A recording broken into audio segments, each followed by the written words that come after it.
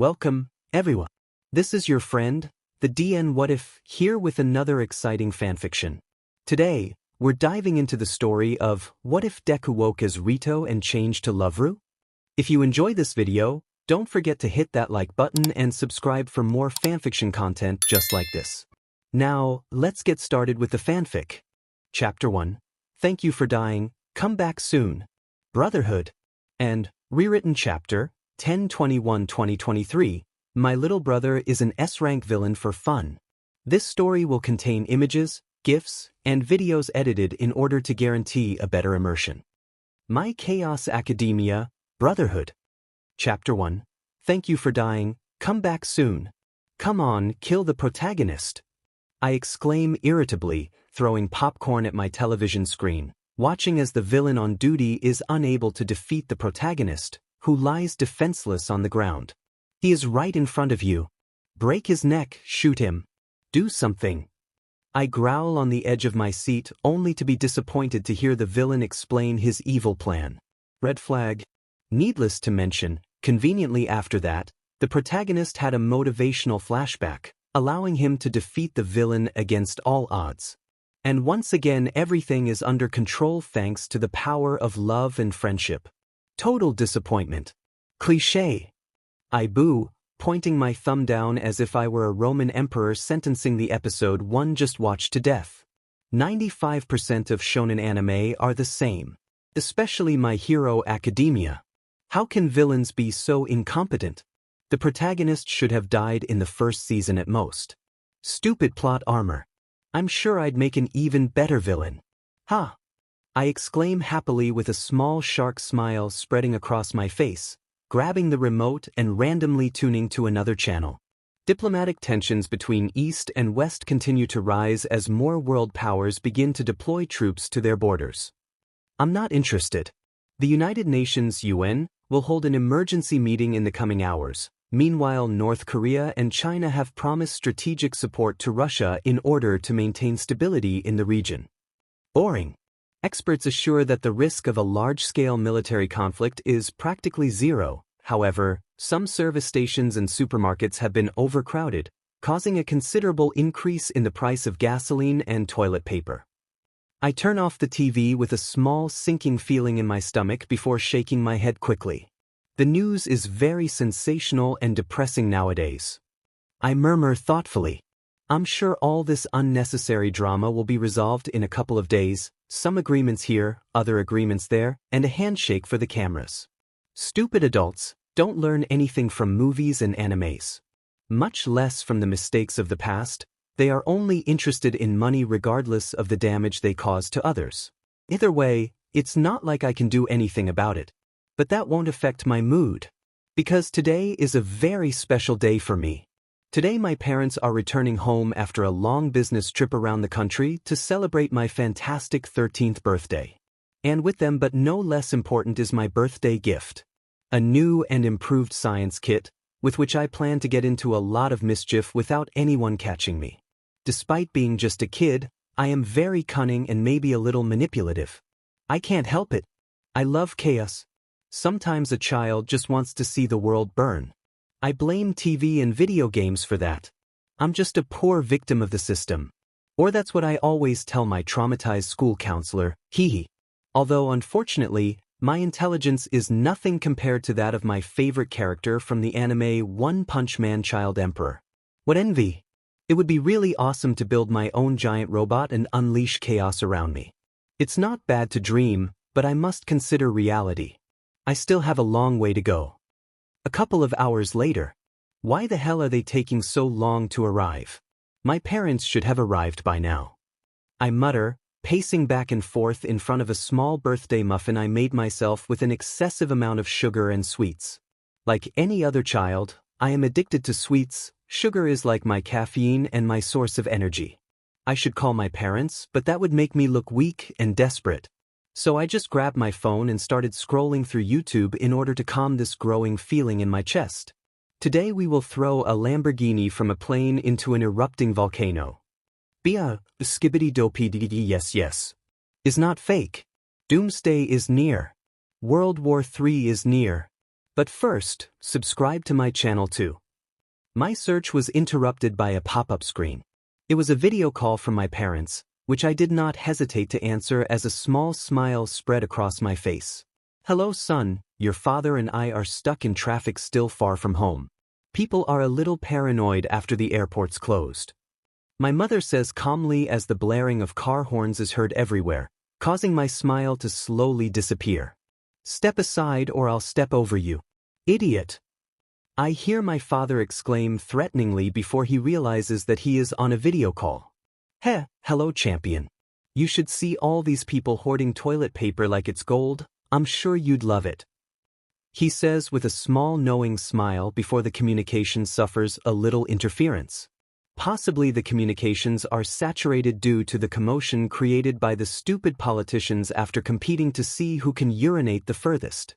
"So I guess you and mom won't be home today," I mutter, trying to hide my complete disappointment before the camera focuses on my mother again. "Unfortunately, that is correct, son." She snorts. "It's not their fault, that's very clear to me." "Understood, no problem.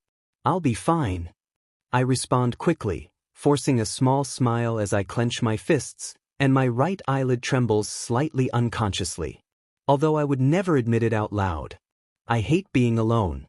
Remind him not to play with fire in the house or blow anything up again.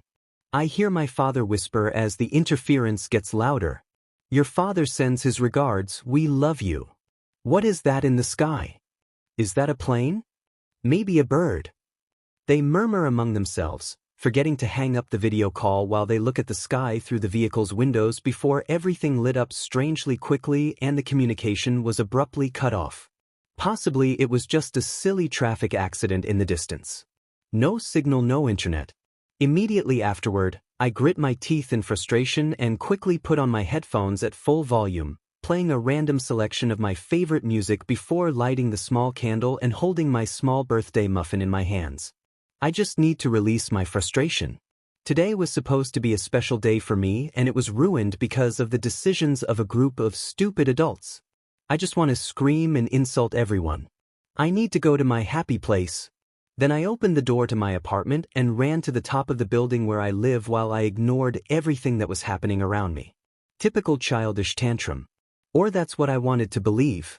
Neighbors ran back and forth, some desperately packing their belongings while others simply stared dumbfounded at some kind of emergency message on their televisions. None of that mattered to me, I just cared about getting rid of this annoying feeling deep in my chest. Once I reached the top of my building, I looked at the wonderful view of the chaotic city below my feet and I couldn't help a crooked smile spreading across my face. "Happy birthday to me," I whisper wryly, blowing out the candle and taking an aggressive bite of my small birthday muffin just before reaching my breaking point and making a wish with my eyes closed. I know it's a silly and childish wish, but my twisted heart. Really? I wish I could be like Child Emperor and unleash chaos on the world of My Hero Academia. Those idiots wouldn't stand a chance against me. Giant robots, lightsabers, robotic tentacles. Everything my twisted mind can imagine. Then I would create a world full of fun, sweets, and a lot of chaos around me. I'm sure it would be a really fantastic world. A world under my whims. A world where I never feel alone again. Then I opened my eyes with strong determination spreading throughout my body and released all my pent-up frustration, throwing my little birthday muffin into the abyss before theatrically spreading my arms to my sides and exclaiming at the top of my lungs. "To hell with everything! Let the world burn!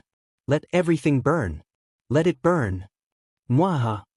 I laugh out loud as if I were a villain in an action movie, watching from the top of my building at the little humans running back and forth in panic under my gaze as if they were ants.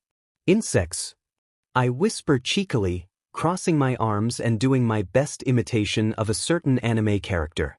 I feel so much better now. I huff loudly as a small smile spreads across my face.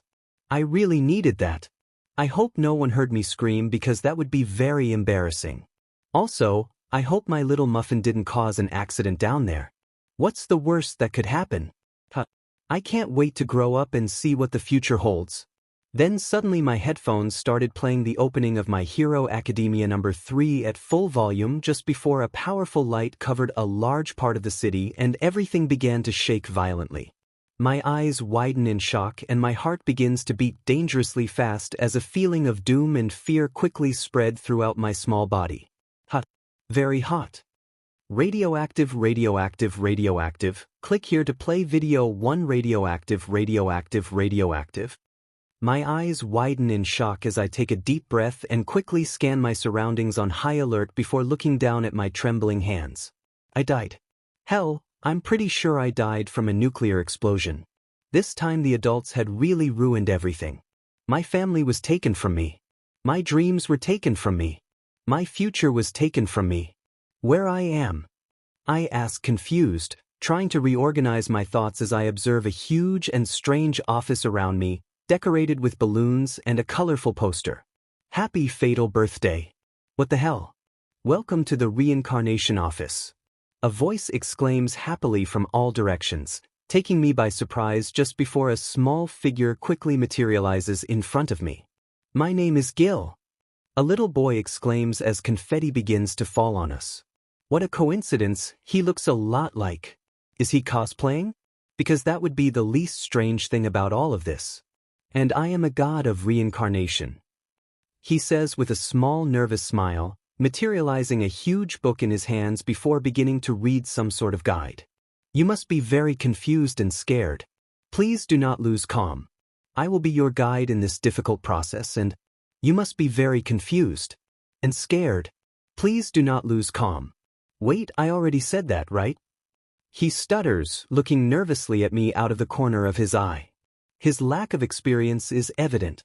I'm dead, I have no doubt about that. I snort, choosing my words carefully as I analyze this strange situation in detail. I need more information to determine my chances. Leaving aside the fact that I'm dead. You should have said it before. He exclaims, perking up instantly before taking a seat behind a huge desk. That saves us a lot of time. He sighs in relief, relaxing in his seat. Everything you knew and loved is gone, turned to dust, gone forever, game over. He says cheerfully, waving his arms nonchalantly to get his point across while I unconsciously grit my teeth. Immediately afterward, his eyes widen in surprise and he palms his face. Sorry, that was insensitive of me.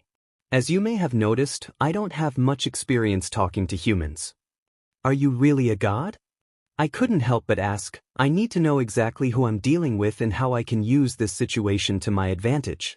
I thought God would be an old man with a white beard or a CC goddess with huge beards.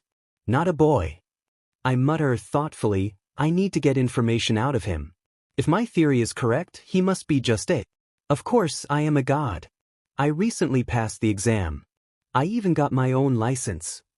He exclaims proudly, quickly materializing a strange little license on his desk before looking away from me and clasping his fingers together in nervousness.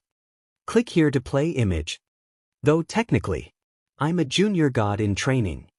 He mutters with a small smile, scratching his head nervously before beginning to ramble.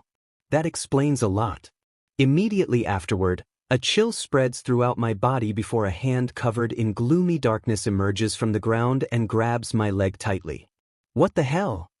I exclaimed in panic, trying to free myself from this thing, punching and kicking it with all my might as this thing tried to drag me into the depths of the burning hole it came from.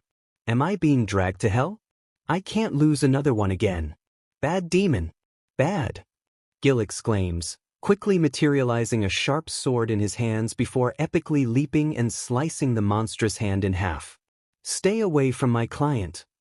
He exclaims with determination, watching as the remains of that thing quickly fade away along with the hole in the ground. As if nothing had ever happened. What the hell was that? I ask quickly, trying to catch my breath as many thoughts flood my head. It was my fault. I'm sorry. I must stay focused to prevent the demons from trying to devour your soul. He explains, dispelling the sword from him and scratching his head innocently. And he says it now. The other human who came before you was not so lucky. But it wasn't entirely my fault. I promise. He called me incompetent and he asked to speak to my supervisor. So I panicked and lost concentration. It was just a rookie mistake. He says quickly, nodding to himself before raising a thumbs up in my direction. The second time is the charm. He smiles brilliantly. I don't feel convinced at all. Although it is very strange that demons are attracted to the soul of a child. Children's souls are supposed to be pure. He murmurs, massaging his chin and narrowing his eyes suspiciously in my direction. I can only blame the internet for staining my innocent soul. Fortunately, my dark secrets stored deep in my browsing history were destroyed and purified with nuclear fire. Your soul must be special, he exclaims happily with an intense shine in his eyes as if it were the most obvious thing. Sure. Special. I smiled nervously as beads of sweat slowly slid down my face before swallowing a lump in my throat. The chances of my soul being devoured by a demon have just increased drastically. Now, without further distractions, let's begin the reincarnation process. He exclaims, jumping into the air with great excitement before snapping his fingers, causing our entire surroundings to change completely. The strange office was left behind, and in its place I now find myself floating uncontrollably in the middle of space, while in the distance I observe with interest an Earth practically devoid of life with numerous craters. Doomsday! I whisper, amazed and horrified. You, along with the vast majority of the population of your world, perished as a result of a large-scale nuclear attack. A nuclear attack in the name of peace. Or that's what world leaders called it. Gil explains, floating with his hands behind his head nonchalantly. Eventually your planet will be rebooted by my supervisor, but there is a small waiting list. He snorts with a small smile. Humans are so complicated. Immediately afterward, dozens of Earth planets become visible around us, all of them in a similar state to my devastated Earth, leading me to an inevitable conclusion. Everything is repeated over and over again. And no one learns anything because no one lives long enough to see the patterns. I mutter reflexively before turning my attention to the inexperienced junior god in training. Why is he showing me this? Then I understood the reason. That no one lives long enough to see patterns. He hums quietly with a bright gleam in his eyes, painstakingly taking notes in some sort of school notebook before noticing my gaze and instantly dissipating the notebook. Did I just help you with your schoolwork? I couldn't help but ask with some degree of frustration before realizing how careless I was. As a result, he starts stuttering some unintelligible things while his cheeks blush intensely and his lips tremble nervously just before a peculiar chill spreads through my body. I don't want a demon to come back for me. I must think of something. What happened to those responsible for ending my world? I ask quickly, slyly deflecting the conversation as he perks up again and the dreaded shiver disappears. That was close. Oh, I heard from a sadistic goddess who works in the transmigration department that they will be sent to a universe where only war exists. Space marines, orcs, and creatures which must not be named.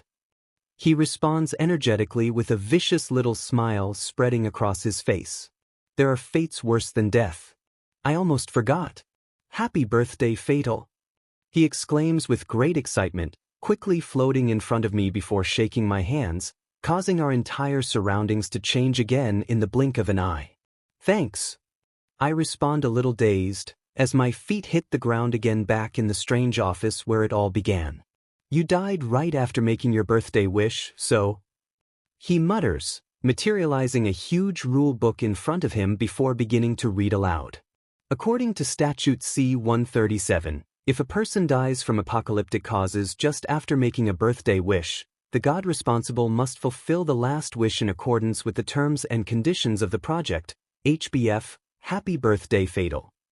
He reads quickly, catching his breath before continuing. My heart pounds hearing that. The opportunity to fulfill my dream is within my reach. Otherwise, if for any reason the soul refuses to accept the terms and conditions of the project, HBF, said soul will return to its world of origin along with the rest of the population. All memories of what happened will be eliminated once the world is recalibrated and restarted. Wait a minute. Souls involved in the apocalypse will be excluded along with souls who have accepted the terms and conditions of the project, HBF. The existence and impact of these souls on the world of origin will be eliminated and recalibrated, thus forming a world where they never existed. Gil finishes reading, slamming the enormous rule book shut before dispelling it. Immediately afterward, he slowly extends both hands forward with a serious look before two small objects materialize in his palms. The implications of this were clear.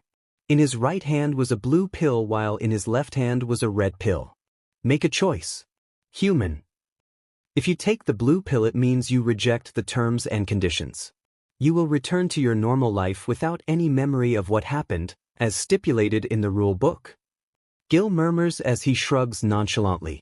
The possibility of returning to my family and having a normal life. Some people would not hesitate to choose this option. How part of me wants to go back and forget all this.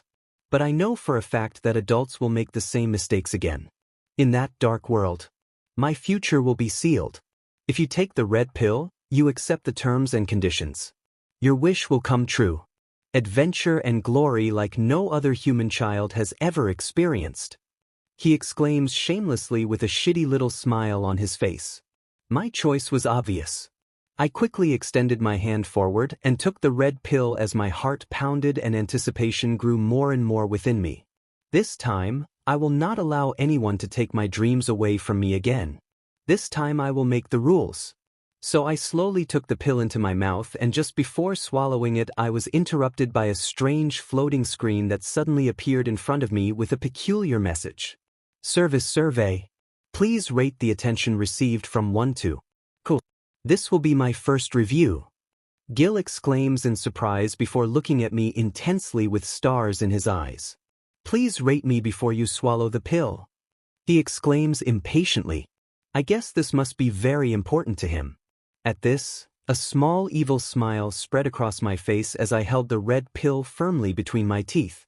I will gladly rate you, but first I need you to clear me of a little existential doubt. I hum slyly before he quickly interrupts me. Ask me whatever you want. He exclaims quickly, unable to contain the anticipation in his voice. Once I swallow this pill, what exactly will happen next? I ask innocently as Gil quickly raises his hand. You will be reborn as an orphan, of course. He exclaims cheerfully before his eyes widen in surprise and he quickly covers his mouth with his hands. I shouldn't have said that, it's against the rules. He whispers nervously. An orphan. That certainly has many drawbacks and few advantages. That's so cliché. It's a shame. I would really hate to be reincarnated as an orphan. I murmur in disappointment, slowly extending my hand towards the floating screen in front of me. On the screen was a photo of a smiling Gil next to a selection of stars ranging from the lowest score of 1 to the highest of all this, while my finger was getting menacingly close to the lowest score. Wait a second. You can't simply choose which family you will be reborn into. That's against the rules. That world would have to be completely recalibrated. This is why the orphan child option is so popular. Gil exclaims in alarm, instantly materializing the enormous rule book before quickly turning the pages, having no idea what to look for. I just shrug and continue to move my finger closer and closer to my target with a deadly serious expression on my face. At this, Gil shudders and quickly throws the rule book aside. To hell with the rules. I myself will recalibrate that world in secret. He exclaims desperately. You will not be reborn as an orphan. I will do my best to place you in a good family. I'll even give you a brother. I promise. He exclaims quickly, waving his arms to get the point across. It's the most I can do without my supervisor getting suspicious. He whispers pitifully, staring at me with his puppy eyes before I nod slightly. We have a deal. I exclaim innocently, quickly moving my finger to the other end of the screen in front of me and selecting the highest score. 5 stars. Thank you for rating honestly. Hurrah! He jumps into the air completely excited as the floating screen in front of me fades away. Thank you very much. You will not regret it. He exclaims with great excitement as his eyes shine brightly with gratitude, completely ignoring the fact that he has just been manipulated by me. It's show time. I mutter, finally swallowing the red pill as a crooked smile spreads across my face. Thank you for dying, come back soon. Click here to play image. Then a green portal materialized right under my feet, making me fall into the infinite void, where I had no choice but to start counting the minutes, the weeks, and the months. Sometimes a child's wish can significantly change the course of history for the better. Too bad I was the wrong child. Congratulations, Mrs. Midoriya. It's a boy. To be continued. In the next chapter. Chapter 2, Butterfly Effect. Creator's Thoughts. EMP_Roar99 EMP_Roar99. Welcome all to this chaotic adventure in the world of My Hero Academia. Isamu says, pressing many buttons while he has a lollipop in his mouth. Keep your hands inside the vehicle at all times. He says as loud engine sounds are heard and the whole room starts to shake. Showtime. If you like the story, add it to your favorites so you don't miss the launches. Comment. 23 comment. Chapter 2, Butterfly Effect, Brotherhood. And, rewritten chapter, 10/21/2023. Chapter 2, Butterfly Effect. Kaken. My daddy is back home. He has come back. And what the hell does it matter to me? Good morning, Kaken. Last night I discovered mommy and daddy playing heroes and villains on their bed. And the funniest thing was that they forgot to put their clothes on. Haha. Shut up, your stupid laugh is annoying. I think my parents are sick, mommy's belly keeps growing and daddy's face is getting paler and paler as if he had seen a ghost. What should I do? Tisich, they'll probably die or whatever. What? Kaken. I have great news. I'm not interested. I'm going to have a little brother. Kaken? Nerd. Tell me everything. Click here to play video 1. Congratulations, Mrs. Midoriya. It's a boy. Approximately 390,000 minutes had passed since the infinite void swallowed me. About 270 days, 39 weeks, or 9 months. The loading PRD had ended, unlocking a new world full of possibilities at my fingertips and thus beginning a wonderful and twisted game under my whims. But for now, first impressions are very important. Bua. Mommy is here, mommy will take care of you. Inko Midoriya whispers, carefully carrying me in her warm and comforting arms as my crying stops. Even though she is visibly exhausted, she still keeps a smile on her face. She is my new mother. I would prefer to have been reincarnated into a family with influences such as the Yaoyorozu or Shield. Although I suppose that being reincarnated as a Midoriya is not such a bad result. Plus, it's still much better than the poor orphan boys option. Only authorized personnel are allowed to enter. Someone stop that kid. I hear what is possibly a nurse exclaim in the distance before the sound of a door opening catches my attention. Mommy! Hear a baby cry. Where is my little brother? A boy who looks no older than 4 exclaims with great enthusiasm, quickly scanning the entire room with his gaze before his gaze stops on me and his eyes light up brightly. He's so small and cool. He whispers in wonder, carefully approaching me with a huge smile on his face. This energetic boy is obviously Izuku Midoriya, the generic protagonist of this world, who possesses the perfect combination of ridiculously over-the-top plot armor and an insane self-destructive instinct programmed into his brain. Not to mention his obsession with everything related to heroes and especially All Might. He is now my older brother. What will his name be? What will my little brother's name be?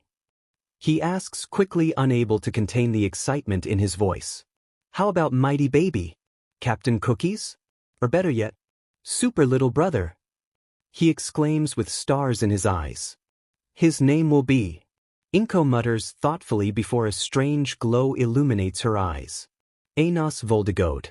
It would be really fun for me to exclaim that in the voice of a grown man in order to gauge their reactions and unleash chaos in the hospital. Although Inko would possibly panic and throw me out the window while Izuku would be traumatized for life. Isamu Midoriya. She whispers in a motherly tone, kissing my forehead and causing my eyes to widen in surprise. Welcome to the family. Isamu. Izuku spells slowly as his smile grows bigger and bigger. I will always protect you. It's a promise. He whispers with a determined glint in his eyes. He can barely protect himself. But I guess the intention is what counts. Also, I'm sure this moment will become a motivational or important flashback for Izuku in the future. So taking advantage of the situation, I extended my small hands forward and held his thumb while my innocent baby gaze sank into his heart. Come on. Take the bait. This caused Inko and Izuku's eyes to widen in surprise. Kawaii! They exclaim in unison, unconsciously wrapping me in a warm hug. They're going to suffocate me. I'm a baby, not a teddy bear. Idiots. Ba do it. I'm sure my little brother is trying to say that he loves us a lot. Right, Mom? Izuku whispers. You're right, honey. Inko whispers in her motherly voice, hugging us both. Maybe I can get used to this. But only for the sake of my goals. That's all. By the way, Izuku, your father was supposed to be taking care of you in the waiting room. Where did he go? She hums in a seemingly sweet tone, but her poorly concealed hostility is evident to me. Not to mention that subtle but menacing look that spreads across her face. That look is scary. He said he was going to buy milk for the baby. Izuku exclaims happily, pumping his right fist into the air energetically with no idea what that means. Much milk? That coward. This is going to be fun. Very fun. Being a baby is not as bad as it seems. I can sleep as much as I want, I can go to the bathroom anywhere without being embarrassed, and I can manipulate the people around me using my secret techniques. Baby cuteness and puppy eyes. So practically I have the power. In other news, I am currently 6 months old and there is no sign of my father. I guess I won't have a father figure in this life. Who cares about that idiot? We are fine without him. Additionally, I have noticed a small but gradual increase in my cognitive ability. Possibly my little brain must be slowly preparing itself before finally unlocking my quirk. Although I still have many questions regarding that. I will eventually find the answers, so there is no point in worrying. I'm sleepy. I yawn, snuggling into my comfy crib as my eyes slowly close, ready to take another sweet nap. The life of a baby is good. Kapow! The slam of a door makes me wake up with a start as my little heart pounds. Enemy attack? Nope. It was something much worse. They are here. Little brother. Little brother. Look at this move I learned on TV. No. He wants to see my super explosions. Little brother. Little brat. Look at me. The annoying invaders exclaimed in unison while I could only think of how to make them suffer for having interrupted my nap. Pathetic insects. Click here to play image. Painted. I think the little brat is trying to kill us with his stare. I hear Bakugo whisper with a small defiant smile spreading across his face. That's creepy and really cool. He whispers, flinching a little at my gaze. I mean. He stutters as he shakes his head quickly. I challenge you to a duel. He exclaims quickly as he points his finger at Izuku. I can see right through you. Explosive little Pomeranian. The childish jealousy you feel towards Izuku is evident to me. It turns out that you, either unconsciously or consciously, you also want to have a little brother. After all, it was inevitable that my presence in this world would cause some butterfly effects, and from what I have gathered, Katsuki Bakugo has been affected by it. And I plan to use that to my advantage. Isamu-kun isn't creepy. He is a little angel. Izuku quickly exclaims before clasping his fingers together nervously. Besides, I don't want to fight you, Kakin. It's not like I can beat you. He whispers embarrassed, staring at the ground and clenching his small fists in frustration. That's obvious. Because I am the best. Bakugo exclaims proudly as he points to himself before turning his attention to me and lifting me into his arms. I am much better than your brother. He murmurs as he ruffles my hair. I'll have my quirk soon, Kakin. My quirk will be great and I will become a great hero like All Might. Just wait and see. Izuku exclaims defensively before his determined eyes focus on me. I will become strong to protect my little brother. That exclamation caused Bakugo's eyes to widen in surprise before he gritted his teeth. However, I could see a small hint of respect in his eyes. Why do I always have to be the epicenter of their stupid arguments? They have exhausted my patience. The time has come to unleash the big guns. Get out of my room. Pautu. You think you're better than me just because you have a peculiar smell interrupts Bakugo's exclamation, causing him to narrow his eyes before sniffing at me and wrinkling his nose. He knew it. I knew it. We all knew it. You little sheet. He murmurs with a menacing smile as his right eyelid trembles a little. Immediately afterward, he places me on the ground slowly and carefully as if I were some kind of radioactive baby about to explode. All this while I was laughing innocently and babbling some unintelligible things. Code Brown, Kaken. We have a Code Brown. Izuku exclaims in alarm, taking a couple of steps back before quickly fleeing my room alongside Bakugo. Mom. I win. 1 month later, Izuku's canon event occurred and he was diagnosed as quirkless. Which wasn't a surprise to me. Can I still become a hero? Izuku asks shakily as tears stain his small face. I'm sorry, Izuku. She murmurs shakily, holding me in her arms as tears begin to cover her face. I'm so sorry. She hugs Izuku as the sobs do not wait. Pathetic. They act like it's the end of the world. It doesn't take a quirk to become a hero. But I guess the society of this world is just as stubborn as that of my previous world. I should just watch and let this canon event take its course. But hearing Izuku and Inko sob pitifully makes me feel strange. Aizu. I stammer, instantly gaining their attention. Izuku. I say with apparent difficulty, causing Izuku's eyes to widen in surprise. Did my little brother just say his first word? Izuku asks, quickly wiping the tears from his face as he watches me intently. Izuku! I exclaimed happily, stretching my small arms forward before he quickly grabbed me in his arms and hugged me tightly.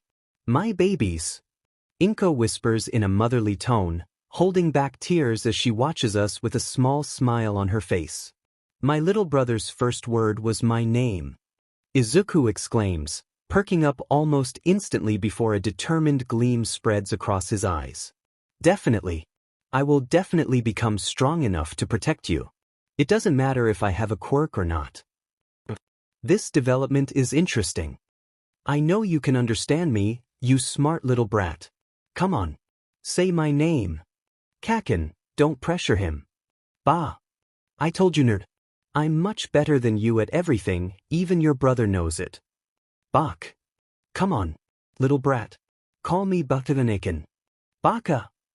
3 years later, I find myself on the floor of my room surrounded by many colors while animatedly drawing a huge, detailed giant robot attacking a city while the heroes try to stop it. I think I'll include the Death Star. And maybe zombies. I murmur happily before being interrupted by a short, annoying headache. Lately, the headaches have become more recurrent and more annoying. I deduce that it won't be long before my quirk is finally unlocked. I'm back from school. I hear Izuku exclaim in the distance as I finish drawing my artwork. At least he's not so loud compared to. And Kaken is with me. Immediately afterward, I cover my ears before a loud Bakugo kicks in the door and brazenly enters my room with his hands in his pockets. Hey brat, catch this, he exclaims, quickly pulling a chocolate bar out of his pocket and throwing it towards me. Chocolate. My eyes shine following the trajectory of the chocolate bar before I nimbly catch the chocolate bar and begin to devour it mercilessly. Kaken, don't kick the doors. Mom will be angry again if she finds out. Also, don't throw candy at my little brother like he's a puppy. Izuku chides, holding a small bag of candy in his hands. I guess I should do my part and play the sweet innocent little brother. Welcome home, Oniai-chan. I exclaim happily in Izuku's direction as a huge smile spreads across my face along with adorable little chocolate smudges adorning my cheeks, causing Izuku's eyes to shine slightly before I focus my gaze on an impatient Bakugo. Welcome to you too, Baka-chan. I murmur monotonously, shrugging my shoulders indifferently as I enjoy his reaction. I've told you over 100 times not to call me that. You little sheet. Bakugo growls as small sparks begin to splash from his hands. Baka-chan, Baka-chan, Baka-chan. I hum shamelessly as a small defiant smile spreads across my face. Annoying Bakugo gives me some satisfaction and I think he knows it. By the way, thanks for the chocolate bar. Baka Onayakan. I say with my hands behind my back innocently, keeping the smile on my face and taking him by surprise. You are unbearable, he exclaims embarrassedly, clicking his tongue and quickly looking away from me as he stops the sparks from his hands. It doesn't matter. I hear him whisper as he rubs his nose. The little idiot must be screaming internally. Isamu-kun, you should have seen Kaken at school today, he defended me from some bullies.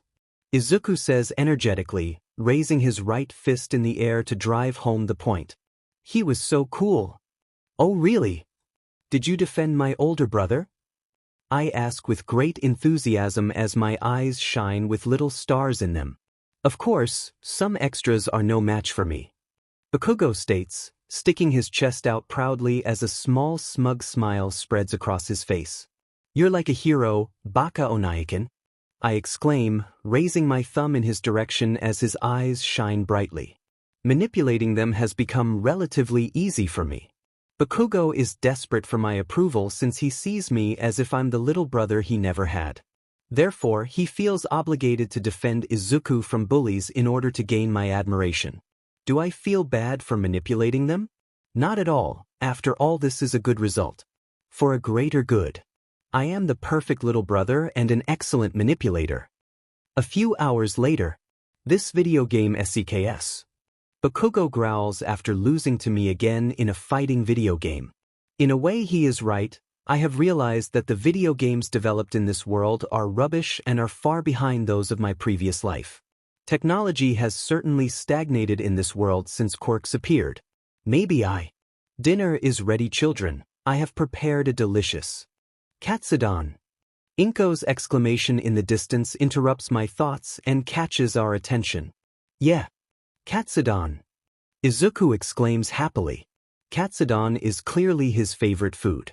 Shortly after, I find myself sitting in front of a delicious plate of Katsudon, watching in frustration as Izuku childishly swings a spoonful of Katsudon around me. What the hell is he doing? I hope he's not planning. Isamu-kun, here comes the little plane. Say ha. Izuku hums shamelessly, slowly bringing the spoonful of Katsudon closer to my mouth. No way, that would be very... My exclamation was interrupted by a spoonful of Katsudon entering my mouth without warning. I'm going to kill him. Although the Katsudon is very delicious. I will spare his life just this once. Within a few minutes, Izuku and Bakugo had finished dinner and were chatting animatedly about All Might while I defiantly stared at a broccoli on my plate. Maybe if I throw it out the window no one will notice. Honey, eat that broccoli. Inko says kindly, making me flinch and ruining my plans. I think I'm full. I murmur, rubbing my belly to get my point across. Isamu Midoriya, you will eat that broccoli right now or you won't get dessert. She warns with a small, subtle menacing smile, watching me intently like an eagle.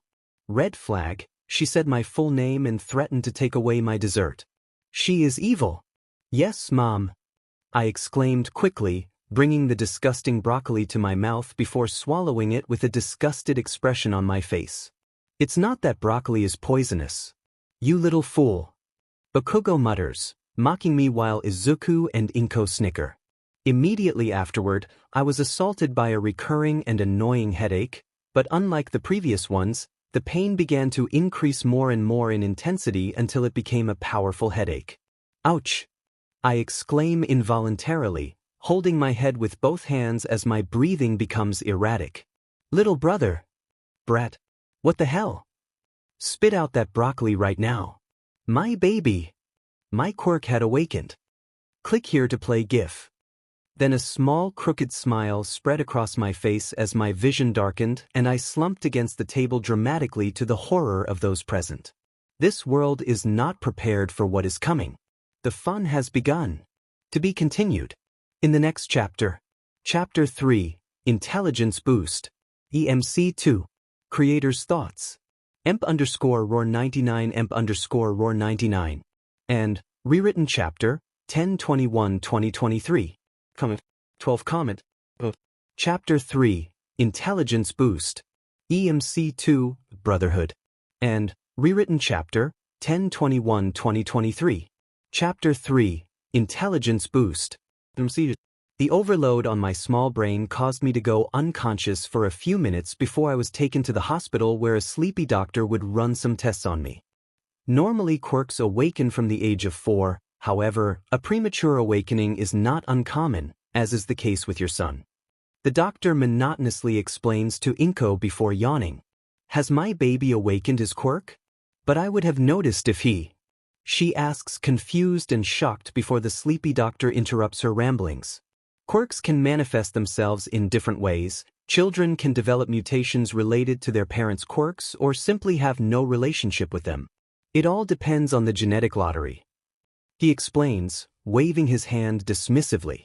Have you noticed anything unusual about his son lately? Well, he has always been a very intelligent and courteous child. He said his first word at 6 months and also learned to go to the bathroom on his own before he was 2 years old. Inko explains proudly before she is quickly interrupted by me. Mom! I quickly exclaim in embarrassment as my cheeks blush lightly. That information is irrelevant. Irrelevant. At this, the sleepy doctor snorts and focuses his attention on me. Has the headache gone? How do you feel? He asks, ready to write down my answers in the medical report. My head doesn't hurt anymore and how do I explain it? Do I feel a little smarter than before? Maybe. I respond with apparent confusion while scratching my head innocently. Possibly an intelligence boost, that could explain the headache. He murmurs monotonously, jotting down a few things in the report before yawning again. My shift will end soon, so I'll run some routine tests on you to determine the status of your quirk and your cognitive ability. Please answer honestly. Of course. The next day. Small intelligence boost? Bakugo mutters, holding my recent quirk ID record in his hands. So your quirk isn't as amazing as mine. He exclaims, letting out an obvious sigh of relief.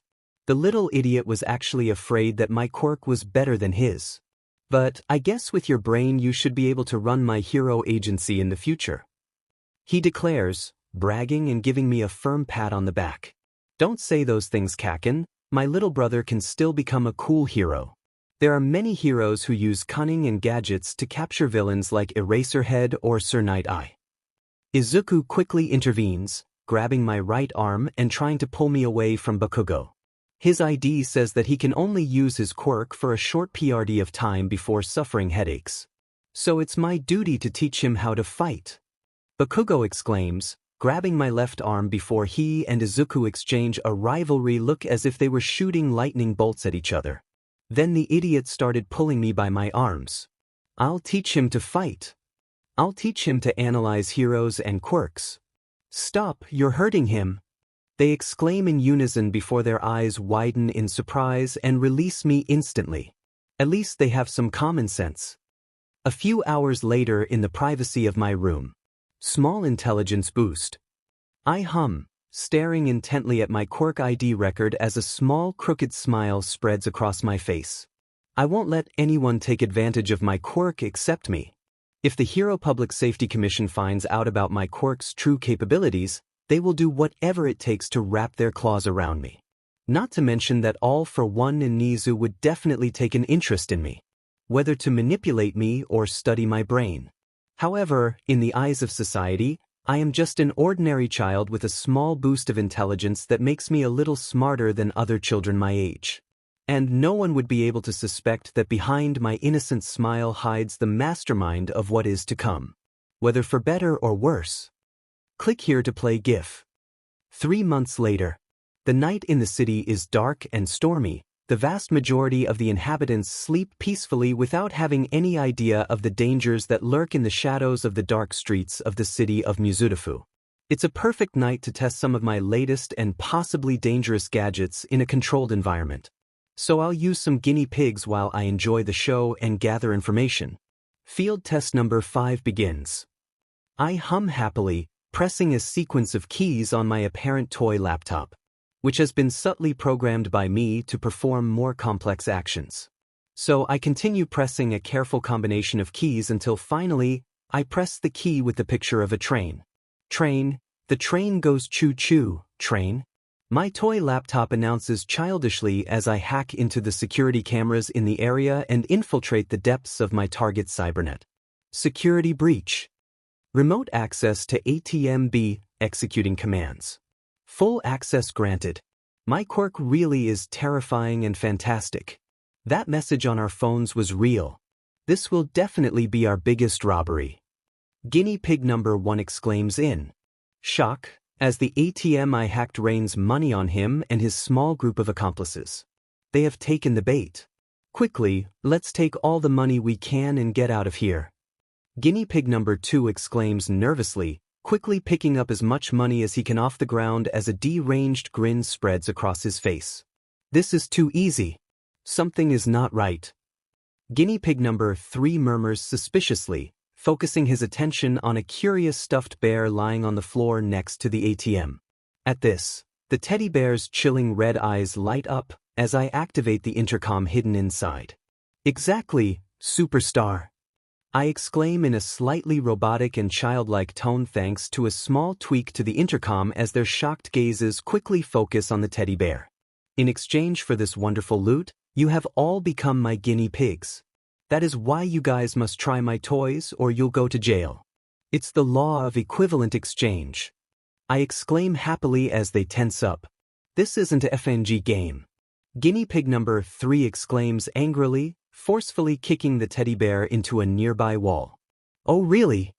I hum as a parachute box descends in front of them. Inside the box were 3 very peculiar gadgets. By the way, the police will arrive in 2. I turn off the intercom as the teddy bear's eyes return to normal. Immediately afterward, the sound of police sirens in the distance alerts my guinea pigs before a pair of police cruisers turn a corner and come into view. All this while my guinea pigs proceed to grab the gadgets from inside the box with completely panicked looks on their faces. After all, they are ex-convicts whose quirks are not suitable for combat. The result was obvious to me from the beginning. Showtime. Unit 15 reporting, suspects are in sight. Copied, Unit 16 will be behind you. Proceed with caution. The anonymous call mentioned that these guys had chaos weapons. Whatever that means. A small toy radio strapped to my belt tunes into some of the police radio transmissions not far from my position while I eat popcorn and observe the situation with interest from the top of a building. I'm not going back to jail. Guinea pig number 3 exclaims completely angrily, holding one of my weapon prototypes in his hands before pointing it at the police patrol and pulling the trigger. What the hell is that? Unit 15, get out of the way. Then an incredible explosion of confetti hits the first police car hard, shattering the driver's window and causing him to lose control of the vehicle before crashing into a light pole. This is incredible. Guinea pig number 3 exclaims with a vicious smile, now pointing at the remaining patrol. I feel so. It's all he can exclaim before the gun fails and explodes in his hands, engulfing him in an explosion of confetti and causing him to fall to the ground unconscious with some painful burns. Prototype R004 failure after the first shot. Possible overheating. We have to get away from here at any cost. Guinea pig number 2 exclaims in panic, quickly putting on some boxing gloves with no other options as the remaining police cruiser comes to an abrupt stop in front of him before a pair of police officers quickly descend from the vehicle holding their police batons tightly. Die! Guinea pig number 2 exclaims, pressing a button and activating my weapon prototype, causing an electrical current to epically envelop his boxing gloves before charging towards the police officers with a loud battle cry. Immediately afterward, a police baton crashes hard into his stomach, leaving him breathless as he falls to the ground. Surrender, villain! The police officer responsible for that exclaims, swinging his police baton in the air before suddenly a current of electricity spreads from his right leg to his entire body. I caught you!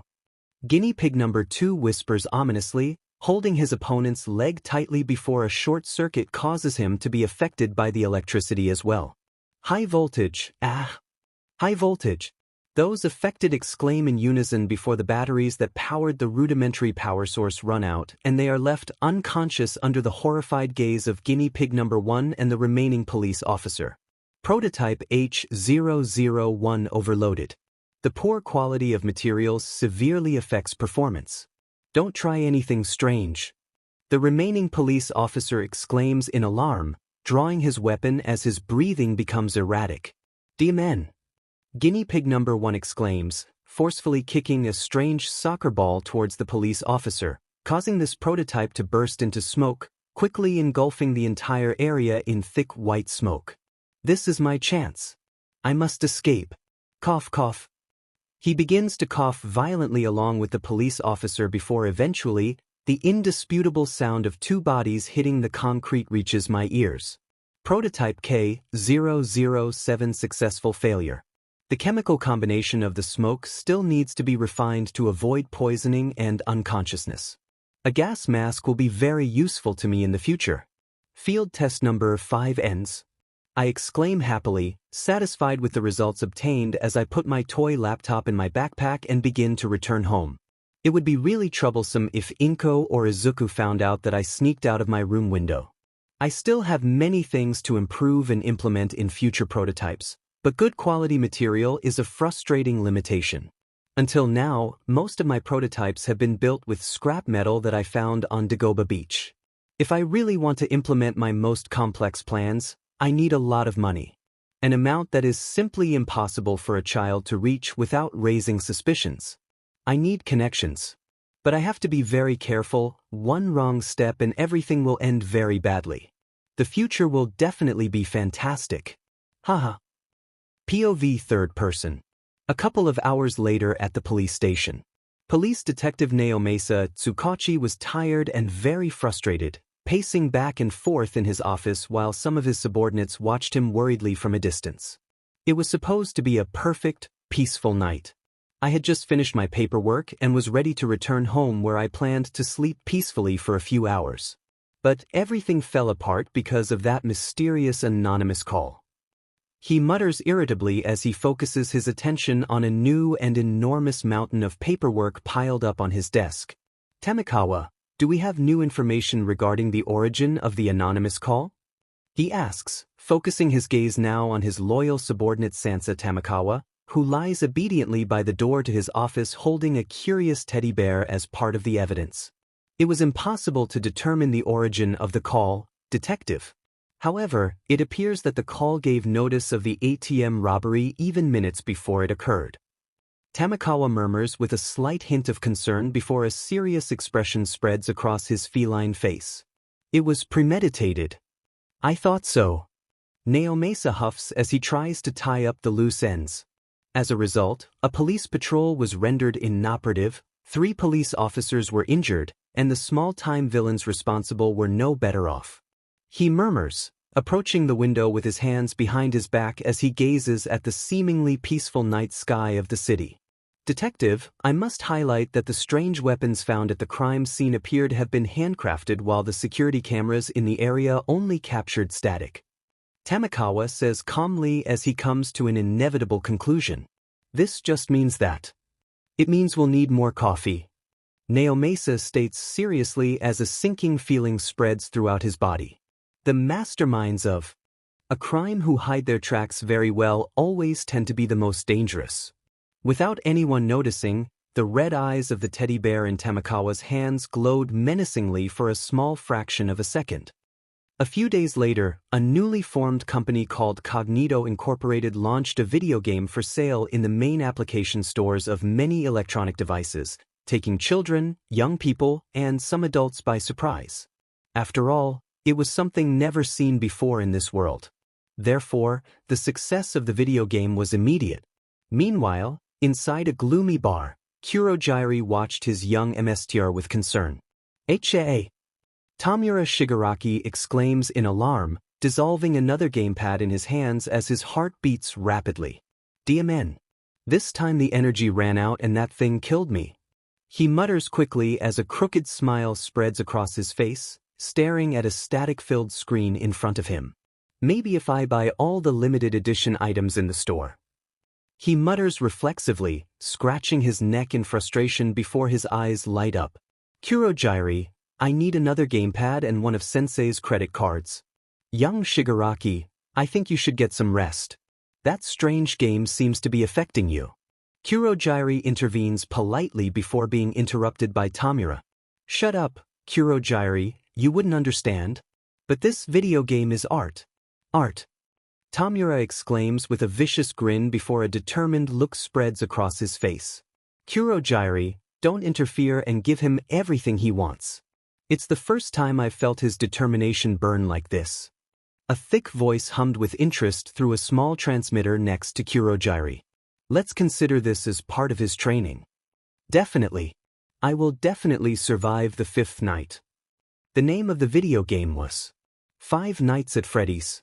The fundraising for my evil plans is progressing satisfactorily as estimated. Isamu Midoriya hums happily, watching in fascination as the number of sales increases. But this is only the beginning. The bait has been placed. To be continued. In the next chapter. Chapter 4. Monster. Creator's Thoughts. EMP_Roar99 EMP_Roar99. And, rewritten chapter, 10/21/2023. 16 comment. Chapter 4. Monster, Brotherhood. And, rewritten chapter, 10/29/2023. Movie camera public recording of conference number 322. Evolutionary Theory of the Human Brain. 100 billion neurons for every human being, of which only 15% are active. Not to mention, there are more connections in the human body than there are stars in the galaxy. However, even in the current era where quirks have expanded our understanding of biology, it has been impossible to understand even a fraction of the true potential of the human brain. Nizu explains in detail, sitting comfortably in the middle of an interview set as the camera focuses on him and the audience around him listens with interest.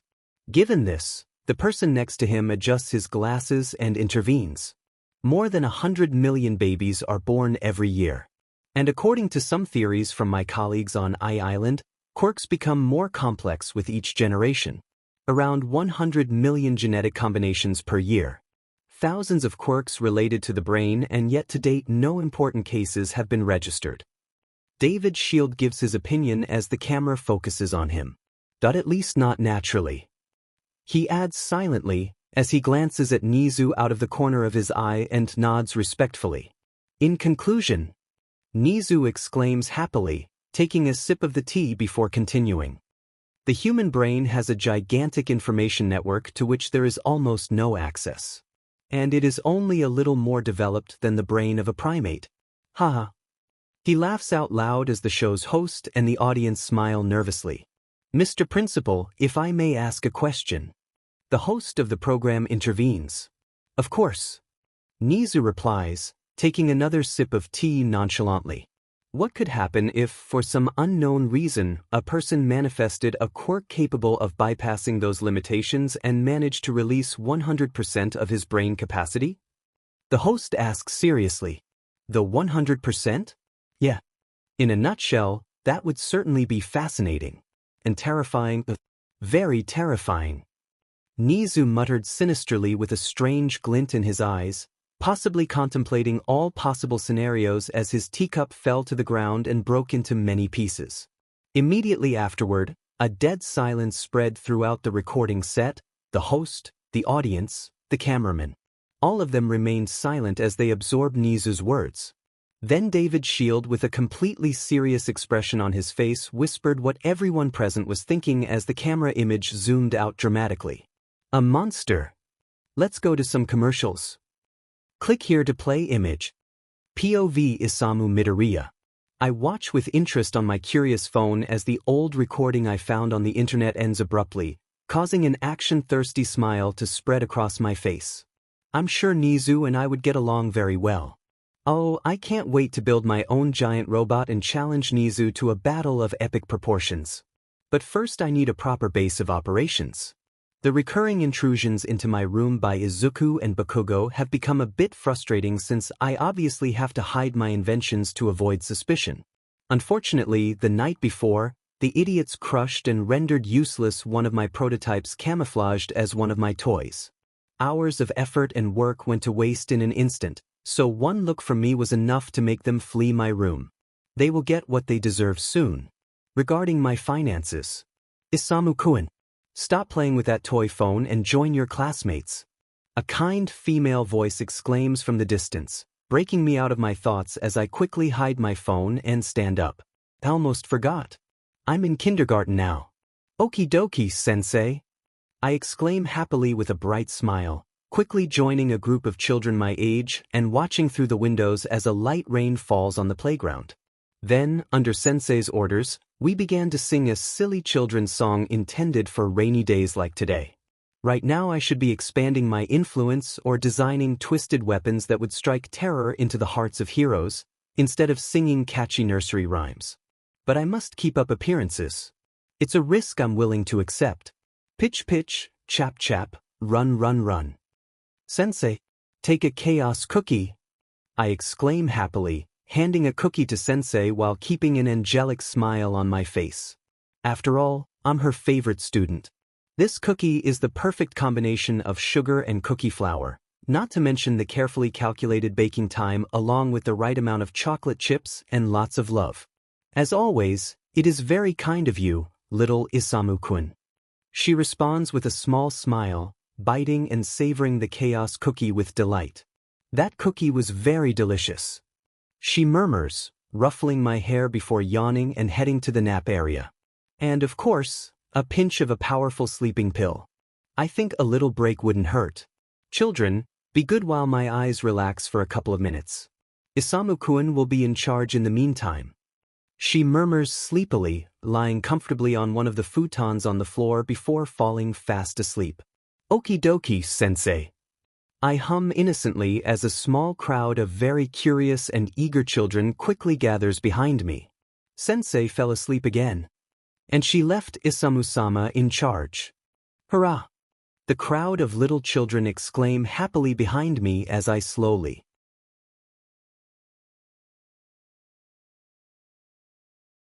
The eyes intently. You're my hero. It doesn't matter what anyone says. I believe in you. I exclaimed at the top of my lungs before Izuku suddenly hugged me tightly, starting to cry almost immediately. I really needed to hear that. Izuku says shakily with his face soaked in tears before a huge smile spreads across his face. Thanks, little brother. Sometimes a little white lie is much better than the hard truth. I guess that makes me a good brother. Don't worry, Izuku, your little brother will make you stronger, and when the time finally comes, we will fight. Then Izuku and Bakugo promise to train very hard and become stronger under the pretext of, in Bakugo's words, we'll show the DMN kindergarten brats their place. They will become the heroes this twisted world needs. And I will become the villain the world needs. Perfectly balanced, as everything should be. Hours later, I was in the privacy of my room, monitoring the total sales of my hit video game and preparing some future updates until I was suddenly kicked off the servers by an error message. But that was just the beginning. In a span of a few minutes my video game disappeared from all app stores. Five Nights at Freddy's was no longer available online. Heh! I muttered confused, thinking and calculating all the possible scenarios as my frustration grew more and more. This will certainly delay my plans. Therefore, I quickly grabbed my phone and called the person in charge of managing everything related to the distribution of my video game as well as all those boring legal procedures that come with it. Mobile phone. Oh, I knew you would call any minute. Hey, Jiren. You assured me that you would keep everything running without raising suspicions. What the hell just happened? I exclaim impatiently as I pace back and forth in my room visibly angry. The person on the other end of the line is Kajiro Okuta, also known in the criminal underworld as Jiren. He is a decent information broker and a businessman with a lot of influence inside and outside of Japan. Someone like him is invaluable to my plans, so I offered him an offer he couldn't refuse.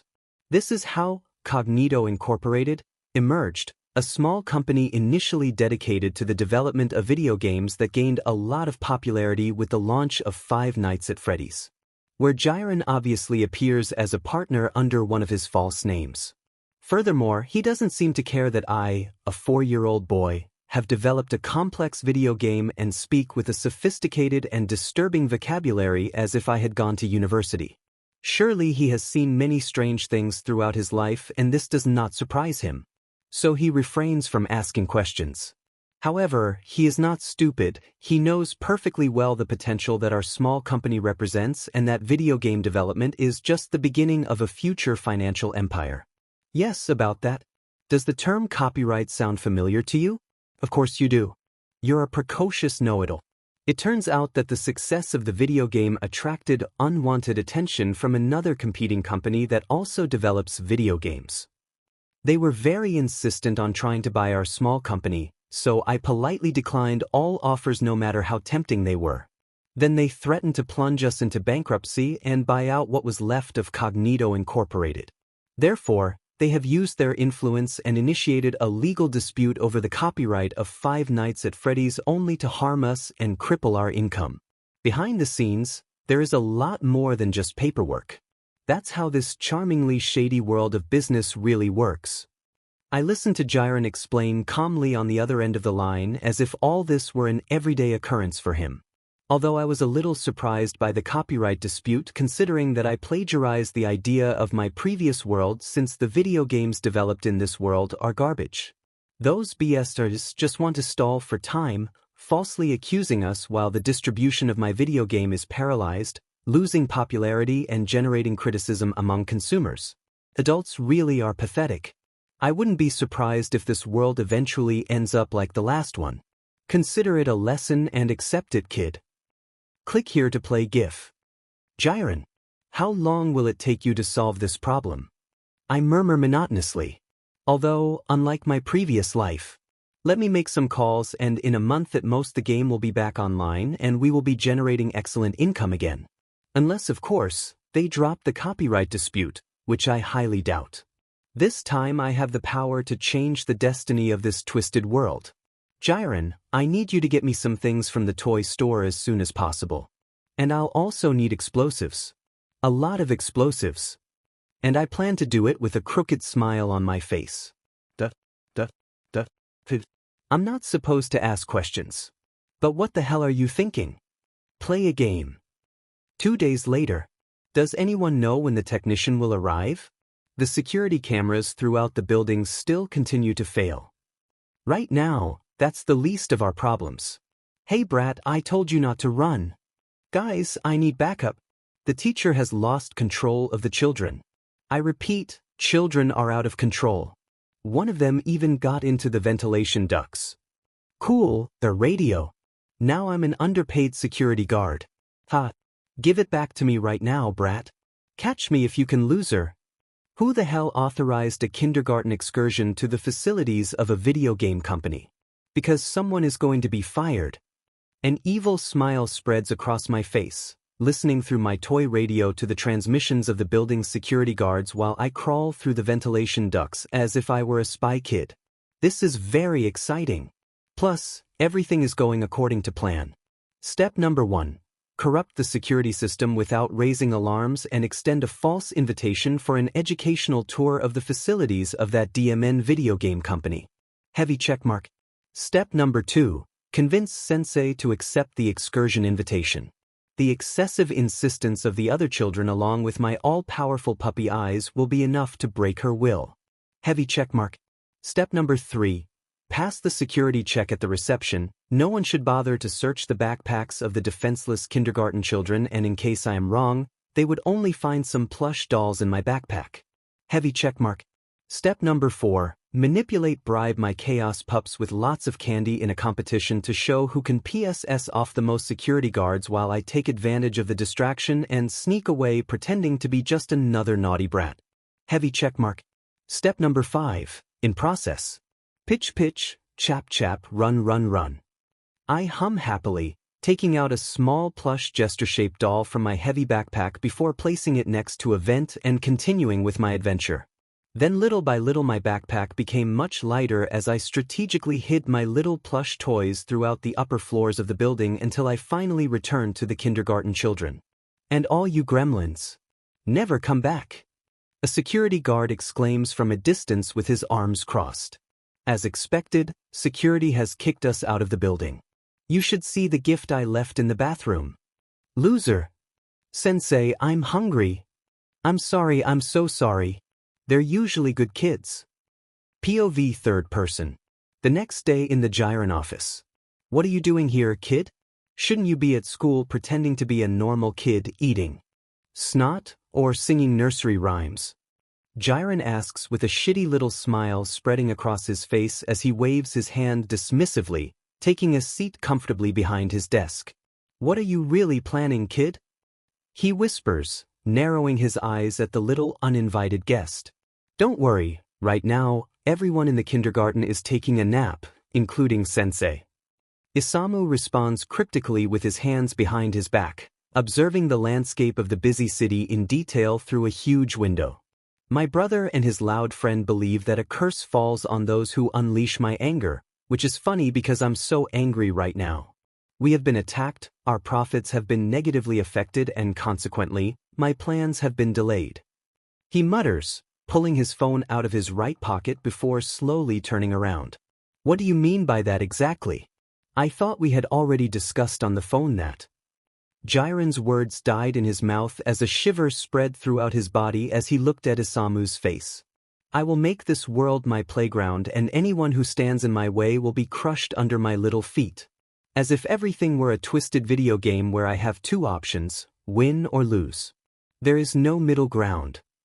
And I don't plan to lose. He mutters sinisterly with a crooked smile on his face, pressing a small button on his phone. Those BSTRDS messed with the wrong person. It was then that with the simple push of a button, the curtain unfolded and a fabulous and twisted show began. All orchestrated by a little boy with an extraordinary and very chaotic mind. Collision, an epic sequence of events begins. Collision. Click here to play video 1. Collision ends epic sequence of events. Collision. He is a monster in the form of a little boy. Was Jiren's thought regarding Isamu after witnessing the chaos unleashed in just a few minutes. If my calculations are correct, the upper floors should have been completely evacuated in time as a result of the blackout and smoke coming out of the ventilation ducts. Furthermore, many heroes were conveniently around the building, so there should only be a few injured. Isamu explains calmly, waving his hand dismissively as the incessant blaring of emergency sirens can be heard in the distance. I'm not a mass murderer, Jiren. I have standards. Leaving these little things aside, how about we talk about business? Because I'm sure the insurance company won't cover the damages, bankruptcy is imminent. So, Jiren, get ready to buy what's left of that video game company and make sure they drop the copyright dispute. Finally, fire the entire board of directors. Isamu hums, watching with fascination a huge plume of smoke rise in the distance. While that sounds great, we don't have enough. Jiren mutters, still trying to take in the situation before Isamu brazenly raises his index finger and interrupts Jiren. Don't worry about the money. During the blackout, our bank account balance increased considerably. Let's consider that as an anonymous donation. Isamu hums as an evil smile spreads across his face. Immediately afterward, Jiren's laughter echoed throughout the office. He now knows what kind of monster Isamu Midoriya is and knows without a doubt that no one and nothing will be able to stop the chaos that is coming. Jiren, this is the opportunity you've always been waiting for. Cognito Incorporated will not only develop video games. Over time we will develop technology, medicine, support equipment for heroes, and many other fun things. Isamu exclaims with great excitement before quickly extending his right arm forward and pointing at Jiren epically. Extend the influence of Cognito Incorporated to every corner of this world no matter the cost. That's an order. Yes, little boss. Jiren responded without hesitation with a huge shark smile. In his eyes, there was respect, admiration, and deep down fear. Hours later at the Midoriya residence. We are at the scene of the attack. The police have come to the conclusion that it was not an accident and have announced that they will do everything possible to discover the truth. Fortunately, no fatalities have been reported. Everyone at school was talking about it. It's terrifying to think that my little brother was in that same building on a field trip just a day ago with the other kindergartners. Izuku stutters, thinking about how close his little brother came to danger before a completely serious expression spreads across his face and he clenches his fists. I hope All Might and the heroes find that heartless villain and lock him up for life in Tartarus. Izuku whispers ominously as his eyes shine brightly. So much destruction, so much chaos. What kind of person could be capable of something like that? Just thinking about it makes me nauseous. Inko murmurs fearfully before she and Izuku whisper in unison the first thing that comes to mind. A monster. Meanwhile, little Isamu remained silent before heading to his room without attracting attention while the word monster echoed in his mind. They're exaggerating. I'm not that bad, right? He whispers in front of the mirror in his room. In his reflection, there was a crooked smile. Click here to play image. To be continued. In the next chapter. Chapter 5. Everywhere and Nowhere. Creator's thoughts. emp_roar99 emp_roar99. And, rewritten chapter, 10/29/2023. Comment. 16 comment. Chapter 5. Everywhere and Nowhere. Brotherhood. And, rewritten chapter, 11/08/2023. Chapter 5. Everywhere and Nowhere. POV Isamu Midoriya. A few days later, in my room. Despite being a genius and having been reincarnated, I have realized that my brain is practically the same as that of any other child my age, with the difference that I have access to certain areas that most do not. Therefore, I am influenced by the emotions of a child. So, a genius, influenced by childish emotions along with a twisted view of the world. It's the perfect combination for disaster. The police and the heroes must be very confused. Not to mention that Endeavor is possibly doing everything he can to avoid murdering everyone around him. It turns out that during the blackout, I brazenly hacked into his bank account and transferred all the funds to an untraceable account belonging to Cognito Inc. Why did I do that? There are some long-term calculated reasons. But in the grand scheme of things, it was because I thought it was fun. Oh, I can't wait to see the expressions on their faces. Especially Endeavor's face. But first, I need to re-establish the link with my curious teddy bear undercover at the police station, which has become some kind of unofficial mascot of the police department. He even has a police cap and badge. Unfortunately, I lost all contact with my teddy bear when Izuku and Bakugo accidentally crushed the signal transmitter linked to him days ago. However, in the end, they received what they deserved with the help of my chaos puppies. Therefore, I am now trying to re-establish the link with the help of my most recent invention. The Fozwatch. A small smartwatch inspired by a certain video game with some very interesting functions. Although it is only a prototype at the moment, it should be able to connect remotely with my teddy bear. Failed link. Error 404. Come on, link up and don't explode. I exclaim, pressing the power button again and again to no avail. It is very frustrating that due to poor quality materials, some of my inventions suddenly fail or do not work as I expected. Jiren promised me good quality materials and parts, but they will take a while to arrive in Japan, so for the moment I have to make do with the materials I have at my disposal. Failed link. Error 404. Is it possible that my teddy bear has suffered some damage or a short circuit? Or worse yet, is it possible that the police have discovered the small cameras in his eyes and the intercom inside him? Failed link. Error 404. Stupid trash. I exclaimed in frustration, throwing my smartwatch on the floor before crossing my arms and making a childish pout. I hate you. I hissed bitterly as I looked away from the useless watch. I take a couple of seconds to reconsider my immature and childish behavior before snorting and smiling slightly. It doesn't matter if my inventions fail. I will learn from my mistakes and try again with double the effort. A fantastic giant robot. A really cool lightsaber. Robotic tentacles. Anything my twisted mind can imagine. I'll build it. And I plan to have a lot of fun in the process. Mwaha. I laugh out loud like a little lunatic as I determinedly pick up my little Fozwatch from the floor, ready to do my best and try again. However, I noticed a new message on the screen. A message that made my blood run cold and made me cover my mouth almost instantly as my little heart skipped a beat. Link successfully. Microphone on. Oops. I really hope no one on the other side heard me laugh. Duh. Excuse me, but I have a question. Is it normal for that teddy bear to laugh sinisterly? Because if you ask me, that was very creepy. Haha. All Might's voice is heard through my Fozwatch, followed by a small nervous laugh. Immediately afterward, my Fozwatch was remotely linked to the cameras located in my teddy bear's eyes, allowing me to see everything through his eyes. Which quickly made me panic. I am in trouble. Click here to play image. I'm in big trouble. From what I can gather, my teddy bear for some reason was in the police department meeting room being used as a pillow by one of the heroes present at the conference related to the recent events. Until my laughter accidentally interrupted the conference, causing all the police officers and heroes present to direct their gazes toward my teddy bear.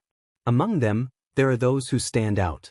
Some familiar faces who will eventually become worthy opponents to crush. This game is getting more and more exciting. Sergeant Fluffy shouldn't be able to talk. Sansa Tamakawa whispers in shock, taking a couple of steps back as sweat begins to run down his cat-like face.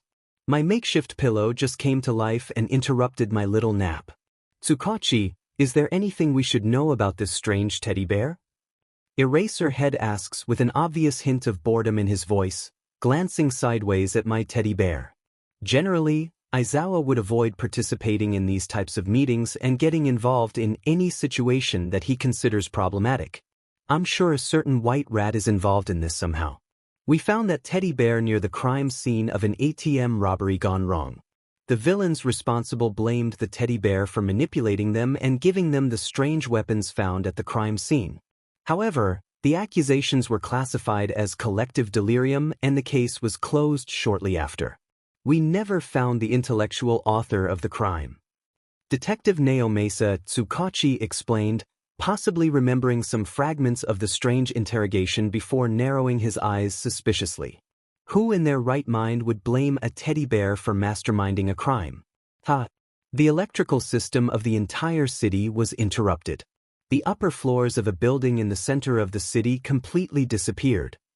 Endeavor growls with his arms crossed, visibly angry as his intimidating flames cover part of his body. Behind him, a huge screen shows the damage suffered by the building and the surrounding area, as well as the aftermath of the blackout. And I'm completely sure that the BSD responsible for all that was the one who dared to rob me. He exclaims, completely angry with a murderous look on his face. This is not the time to solve the mystery of a DMN defective toy. At that moment, my eyes shine cunningly, watching and listening to everything through my Fozwatch as a chaotic idea pushes its way through my twisted little head. Despite my precarious situation and the danger that this entails, I know perfectly well that I cannot waste this magnificent opportunity, which is why a devious smile spreads across my face. This is the perfect opportunity to stir up the hornet's nest and plant the seeds of paranoia. Teddy bear, we toys can see everything. Endeavor, teddy bear. I utter ominously through my Fozwatch, causing the teddy bear's innocent robotic voice to echo throughout the conference room. As a result, Endeavor's eyes widened in surprise while many of the police officers and heroes present shuddered. In their looks there was confusion, uncertainty, and in some cases fear. Meanwhile, I was shaking with excitement in my room, trying my best to keep from bursting into laughter. I must resist. I must resist this impulse. Should we call a priest? All Might murmurs in confusion as a few drops of sweat slide down his face, unable to understand the complexity of the situation and what this represents for all of them. Shut your mouth, All Might. Endeavor growls, walking past All Might without even deigning to look at him, advancing with firm steps and a completely serious expression on his face toward my teddy bear. The security of this inefficient police department has been compromised, and if I'm not mistaken, whoever controls that DMN teddy bear is none other than the BSTRD responsible for all of this. Endeavor growls in a deadly serious tone, perfectly controlling his flames to avoid melting his surroundings before his intimidating gaze focuses on my teddy bear's eyes. You have guts. A chill quickly spread throughout my small body. For a second I thought that Endeavor was in my room right in front of me, ready to turn me into ashes. He will definitely be a troublesome and dangerous opponent. So cool. At this, Eraserhead snorts and intervenes. Are we really in the presence of the mastermind of recent events? Endeavor is right about one thing. This situation is too convenient to be just a coincidence. Why cause a blackout and collapse of a building? Who are you? He asks calmly with his hands in his pockets, possibly trying to gather any clues about me. You were also spying on us all this time through that teddy bear. Naomasa mutters, clenching his fists in frustration and helplessness as they all wait impatiently for my response. Teddy bear. You're right. The mastermind behind the blackout. The evil villain who made the upper floors of a building collapse. The person responsible for hacking Endeavor's bank account. Among many other things that could be considered illegal. It was me. All this time it was me. Wasn't my controlled explosion really cool? Worthy of a Hollywood production. Haha. I brazenly brag about my exploits as silence spreads throughout the conference room. Oh, but what a lack of decorum on my part. Allow me to introduce myself properly. That I am the shadow that lurks in the darkness. That I am the materialization of your worst fears. Heh, but for now you can refer to me as C.E. I exclaim with great enthusiasm as my little heart pounds. It's still too early to reveal my awesome villain alias, so for now, an acronym should be the best option.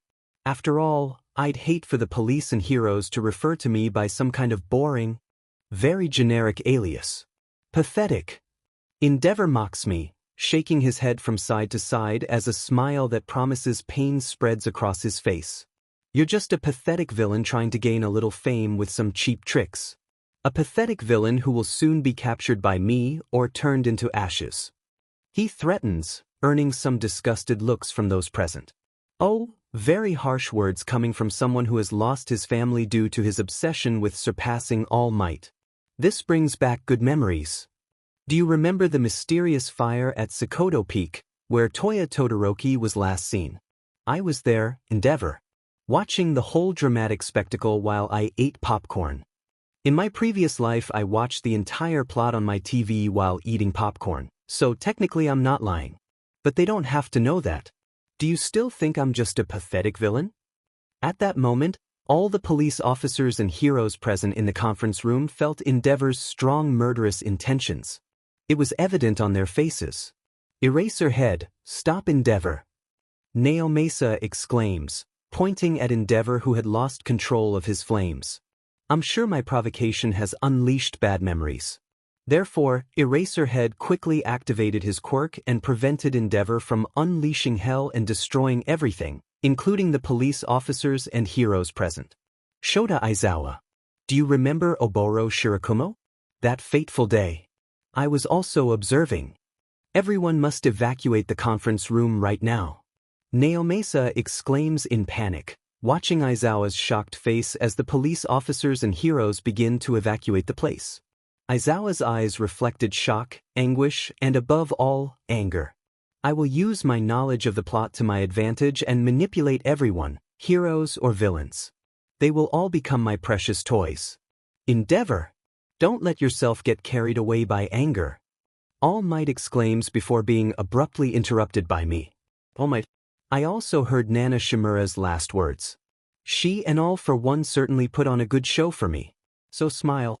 Smile for me. Needless to mention, All Might's expression was just as I imagined. Introduce some anarchy. Disrupts the established order. And the world will become chaos. So I will happily drag everyone into my wonderfully chaotic world of madness. Come on. Catch me if you can. Then Aizawa's eyes slowly closed and Endeavor unleashed all hell. All this while my eyes were shining brightly and a sly smile spread across my face. Fire, fire, fire, lost connection. Fire, fire, fire. Guess I'll need another teddy bear. And the police department a new meeting room. Click here to play video 1. A long time later. It has been approximately 3 years since the acronym, C, became engraved in the minds of many police officers and some heroes. Not to mention the psychological damage caused to All Might, Aizawa, and Endeavor by making them believe that I am the mastermind behind their dramatic canon events. Therefore, for a while, they spared no resources in trying to find any clues about me, but their efforts were in vain. I was always one step ahead of them. Oh, during these 3 years, many interesting and very fun things have happened. But sometimes, I tend to lose control a bit when it comes to Inko or Izuku. Stupid childish emotions from a 7-year-old. So now I'm trying to solve a small problem. Like any normal person would do after someone insulted Izuku for not having a quirk. Luckily, I'm very kind and reasonable. Then very kindly my baseball bat crashed hard into the stomach of a teenager, making him fall to his knees on the ground gasping for air. I'm sorry. I won't make fun of your big brother again. He grunts in pain, clutching his stomach shakily as I drag my baseball bat across the floor around him. Your father works as a sales consultant at Cognito Inc., right? I also heard that your mother was recently hired as an executive in the pharmaceutical branch. I say casually, walking around him as his face turns completely pale before getting close enough to his ear and whispering as if it's some big secret. This time I have been kind to you because you are new, but if you dare to insult my brother again, I will destroy you and your entire family. I threaten subtly, letting out a bit of my murderous intentions while he closes his eyes tightly and pees his breathes, which made me take a couple of steps back and shake my head slightly. Demon, I think I exaggerated again. I perfectly understand. I have learned my lesson. He exclaims in panic, unable to look me in the eye as his hands shake and his breathing is erratic. And if you tell anyone about this, rest assured that I will know instantly. After all, I am everywhere and nowhere. I hum slyly, hoisting my baseball bat onto his shoulder just before the school bell rang. By the way, welcome to Aldra Junior High. Senpai. I uttered happily with a kind and innocent smile on my face, turning around and walking away from him before the bustling students began to leave their classrooms and crowd the hallways. It should be noted that throughout these years, I have noticed some very interesting changes in my small body. My senses have become more acute, my body has become more resistant and agile while my hair has begun to become more and more brown. I guess it was to be expected considering my situation. Is that Isamu Midoriya? I heard that he is the best in his class. I also heard that he recently joined the Aldra children's baseball team, racking up victory after victory. I heard that his mother has an important position in the Japanese branch of Cognito Incorporated, good enough to have early access to all the games that have not yet been released. That means he has access to God of War Ragnarok and the new Call of Duty. What envy! I hear a group of students murmuring among themselves as they pass by me before my attention is focused in the distance, precisely on a group of girls who are Izuku's classmates. Izuku-kun's little brother seems a little cute to me in that sportswear. We should ask him to call us Wani-chan. Shoo girls. He's watching us. Oh, this could be fun. So I smiled sweetly in their direction and cheekily winked at them, causing the girls' faces to blush brightly before a small line of blood came from their noses and they began to approach me. Smiling face with heart eyes, smiling face with hearts, smiling face with heart eyes. Kya! Kawaii! I have to hug him. Immediately afterward, a pair of arms quickly wrapped around me. However, they weren't the warm arms of an Wani-chan that I was expecting. Don't be afraid, little brother, because I'm here. And I won't let those perverts get close to you. Izuku exclaims, quickly hoisting me onto his shoulders like I'm a sack of potatoes before running off.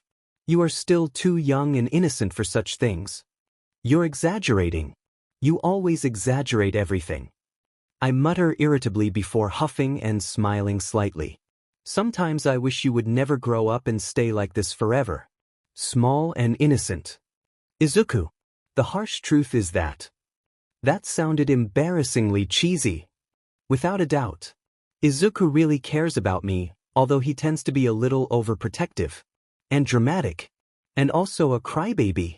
But that I don't regret being reborn into the Midoriya family. Haha. Soon after, we end up laughing in unison at each other while Izuku ruffles my hair and I counterattack by tickling him. I just had a disturbing idea for a new toy. A few weeks later. POV third person. Advertising space begins. It was a very hot day on an unnamed beach. The heat and sweat on the bathers' faces were evident, almost on the verge of dehydration. Immediately afterward, warning sirens echoed across the beach as a small crowd of beachgoers watched the horizon with hope on their thirsty faces. "Is coming," the bathers whisper in unison while a strange smile spreads across their faces. Then a cinematic nuclear explosion occurs in the distance, causing a gigantic tsunami of bubbling black liquid as the epic background music increases in intensity. Refresh yourself with a Nuka-Cola and stay hydrated like us. The hero duo Water Hose announces in unison, surfing the Nuka-Cola tsunami as they promote the famous soda on television. Sponsored by Cognito Inc. Wonka Branch. Click here to play image. Mommy and Daddy are so cool. A little boy of approximately 2 years old exclaims with great enthusiasm as his eyes shine with joy. This energetic boy is none other than Kota Izumi. "I want to surf a tsunami too." "It was just special effects, little champion. But in a few years, I'll teach you how to surf," Kota's father says with a small smile. I still think that commercial was a bit bizarre. It's as if the idea had been taken from the mind of a child. But I must admit that children and young people loved the commercial. Some people have even started calling us. Kota's mother murmurs before being interrupted. Nuka-Cola man and Nuka-Cola women. Team Nuka-Cola. Kota exclaims with great excitement, hugging his parents tightly as they share a warm family hug. "We will always be here for you, son." Without any of them realizing it, they were being watched by one of Kota's toys. Precisely a small purple stuffed rabbit. Manufactured by Cognito Inc. Fazbear Entertainment Branch. Advertising space begins. Fighting crime and keeping that CC but in shape is a rigorous and demanding task, which is why I always make sure to use Safsprin to stay healthy and eternally secretary. Pro-heroine Uwabami announces with a stuck tone of voice as she strikes some CC poses. Also, with the purchase of any of our available pharmaceutical products. She hums, raising a finger to her lips seductively as if she were about to reveal a big secret. "You will have the great opportunity to win a date with me," she cheekily announces, slowly lifting a Safsprin aspirin to her mouth before passionately swallowing it and blowing a kiss to the camera. Eternally young. Eternally secretary. Sponsored by Cognito Inc. Umbrella Branch. Click here to play image. "I need 5 bottles of Safsprin. No, it better be 10 bottles. Fast." Mineta exclaims impatiently while behind him a long line of people is visible.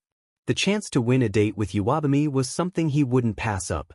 "My goddess Uwabami, you will soon be mine," he whispers morbidly, liking a clay figurine of Uwabami. The salesman just shrugs, accustomed to this kind of perverted behavior from some of the recent customers. Excessive use of Safsprin can cause some side effects and he mutters monotonously before being abruptly interrupted. "Shut up and take my money." The next day at the police station. POV Naomasa Tsukachi. I swallowed another Safsprin aspirin to try to mitigate the annoying headache. The last 3 years have been the strangest and hardest of my police career. However, my instinct warns me that this is just the prelude to what is really to come. My sanity has slowly begun to break. And from what I see, I'm not the only one. Play video D41 again.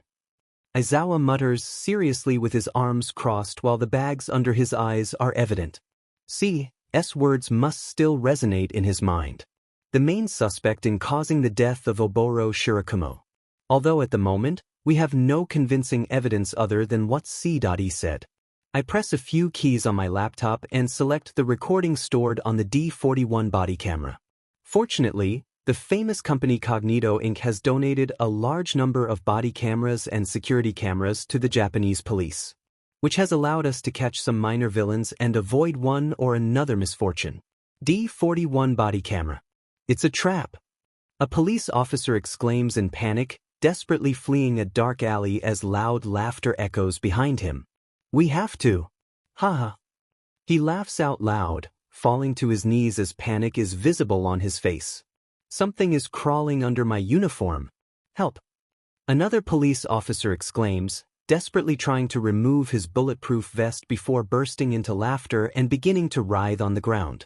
Ha ha ha. What the hell is happening? Ha ha. Ha ha ha. I'm going crazy. Ha ha.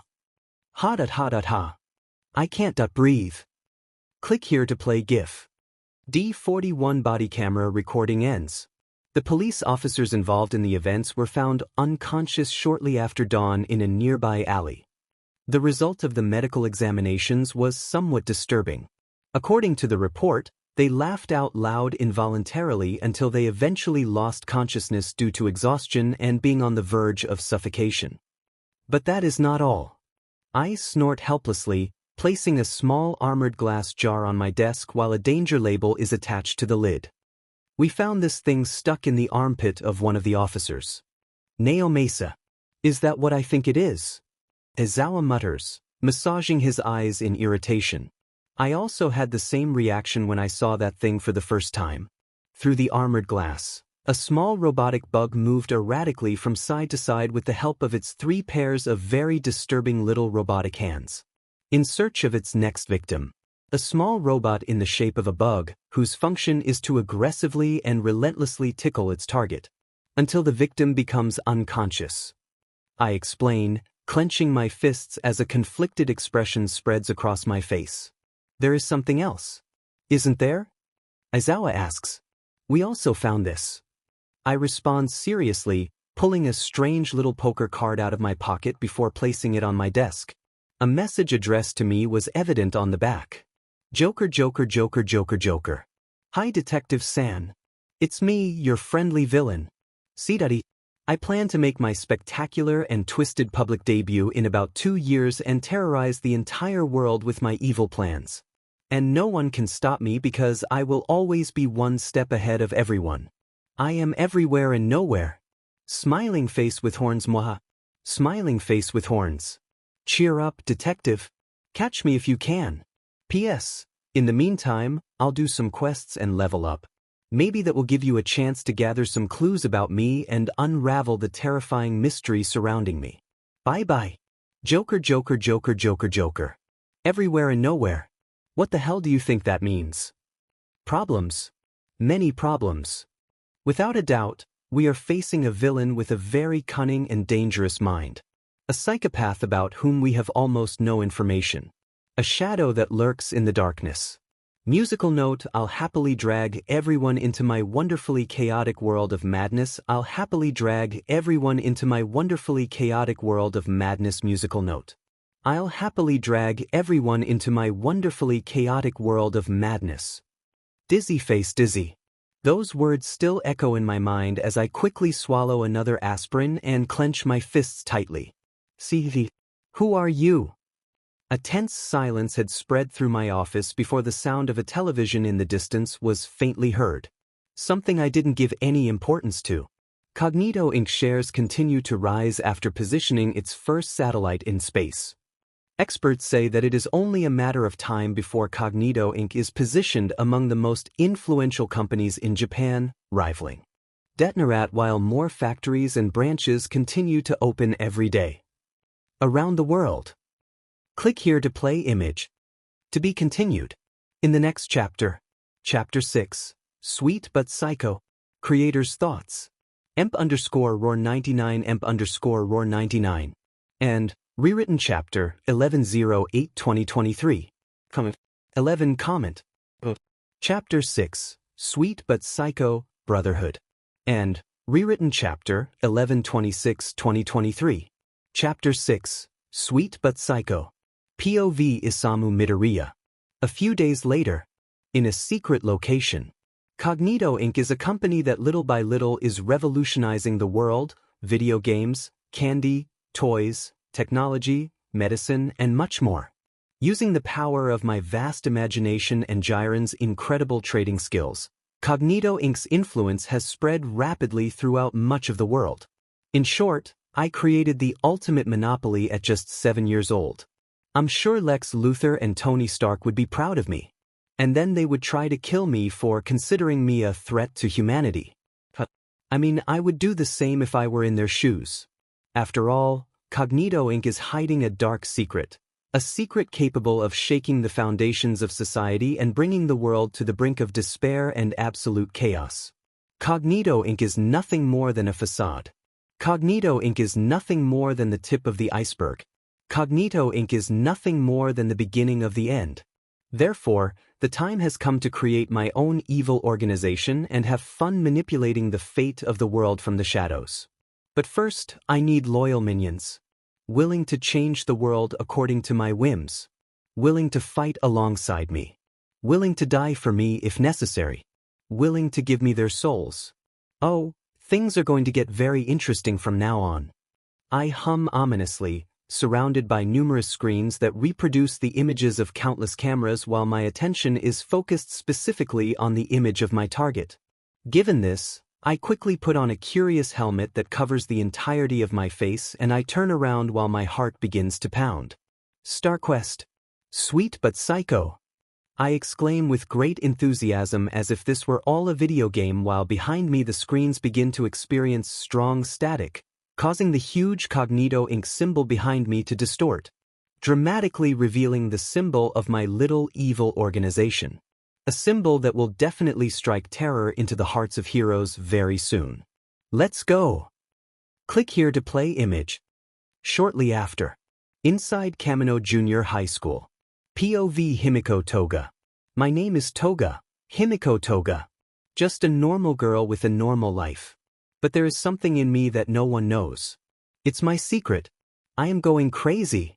I pretend to be a normal girl. A normal girl with many friends. A completely normal girl. Just to avoid falling into despair and going completely crazy. Why does the world have to be so complicated?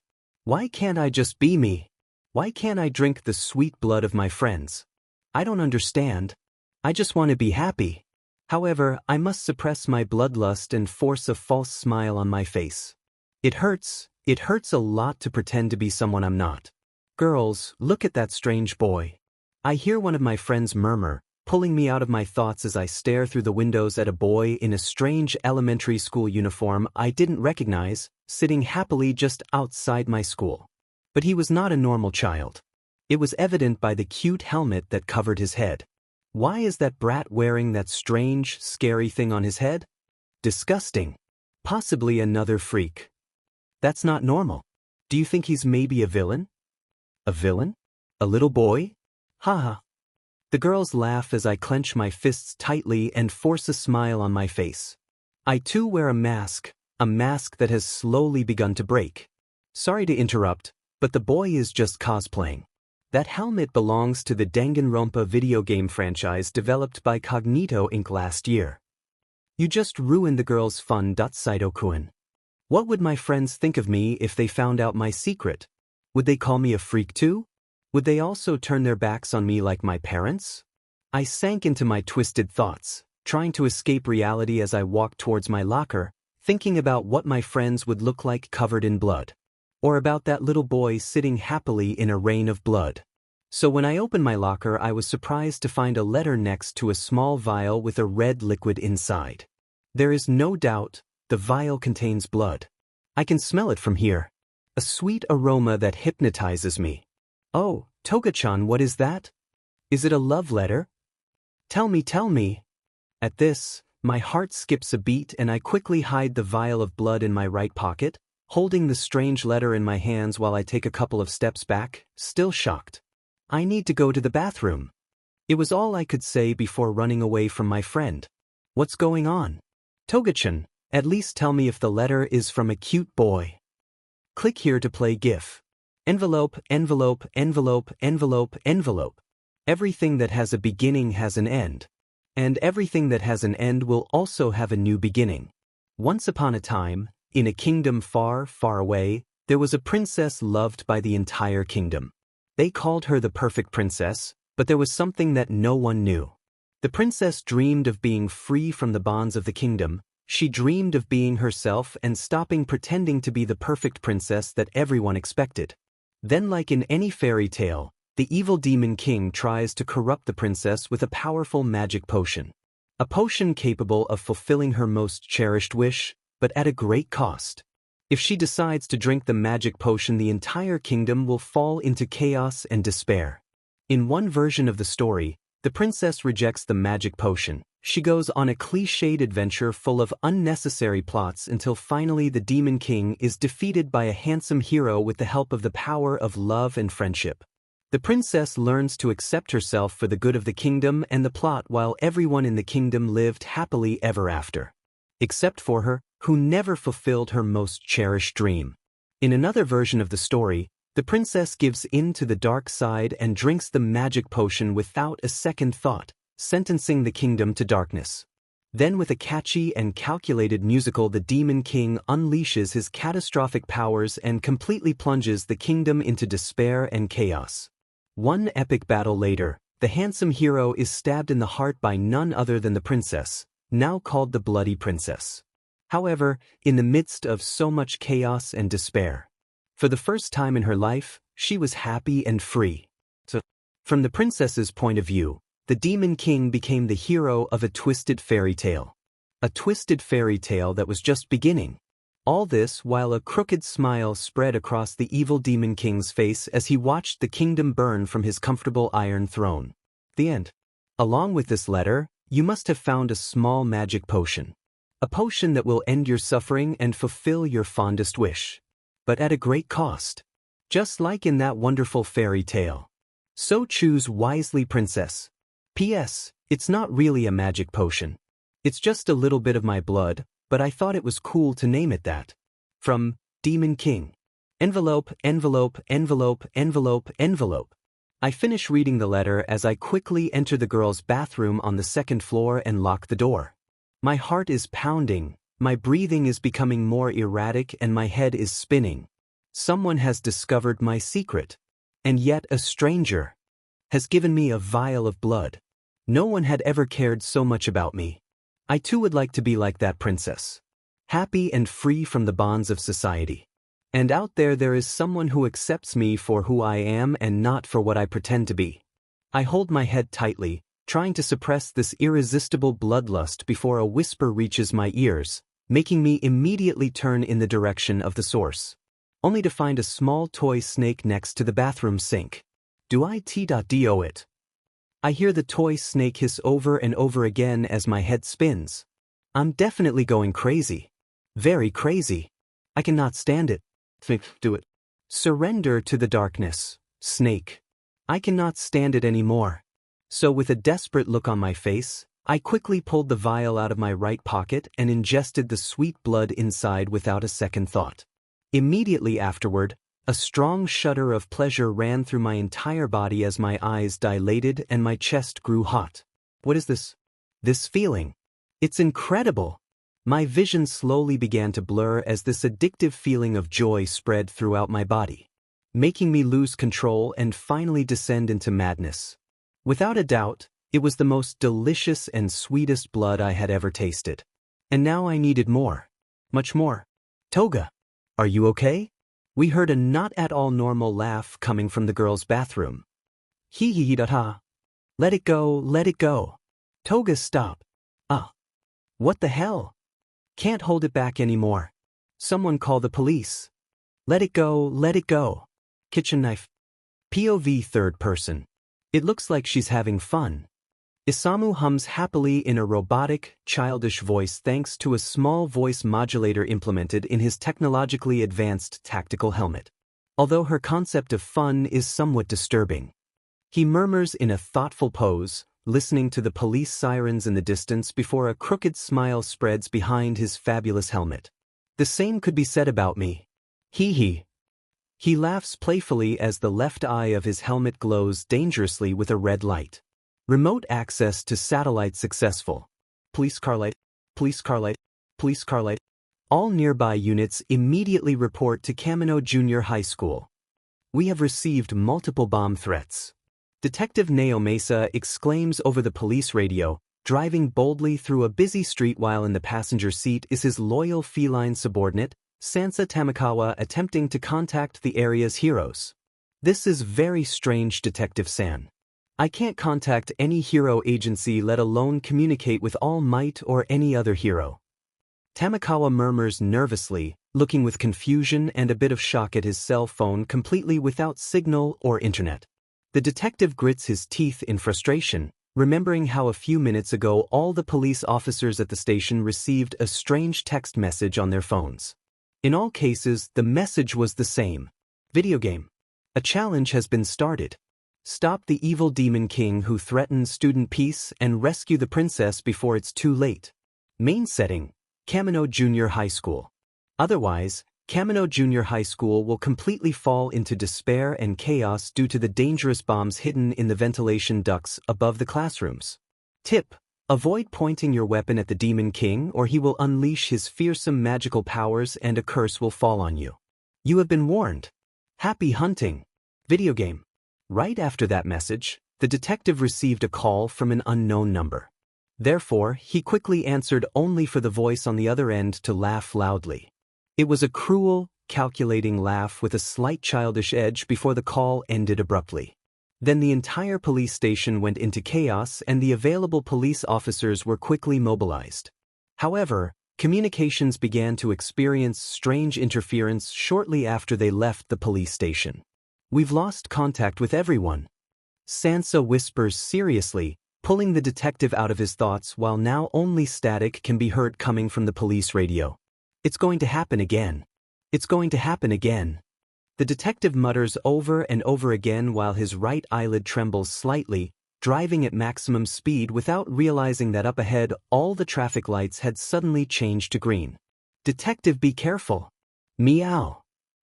Click here to play image.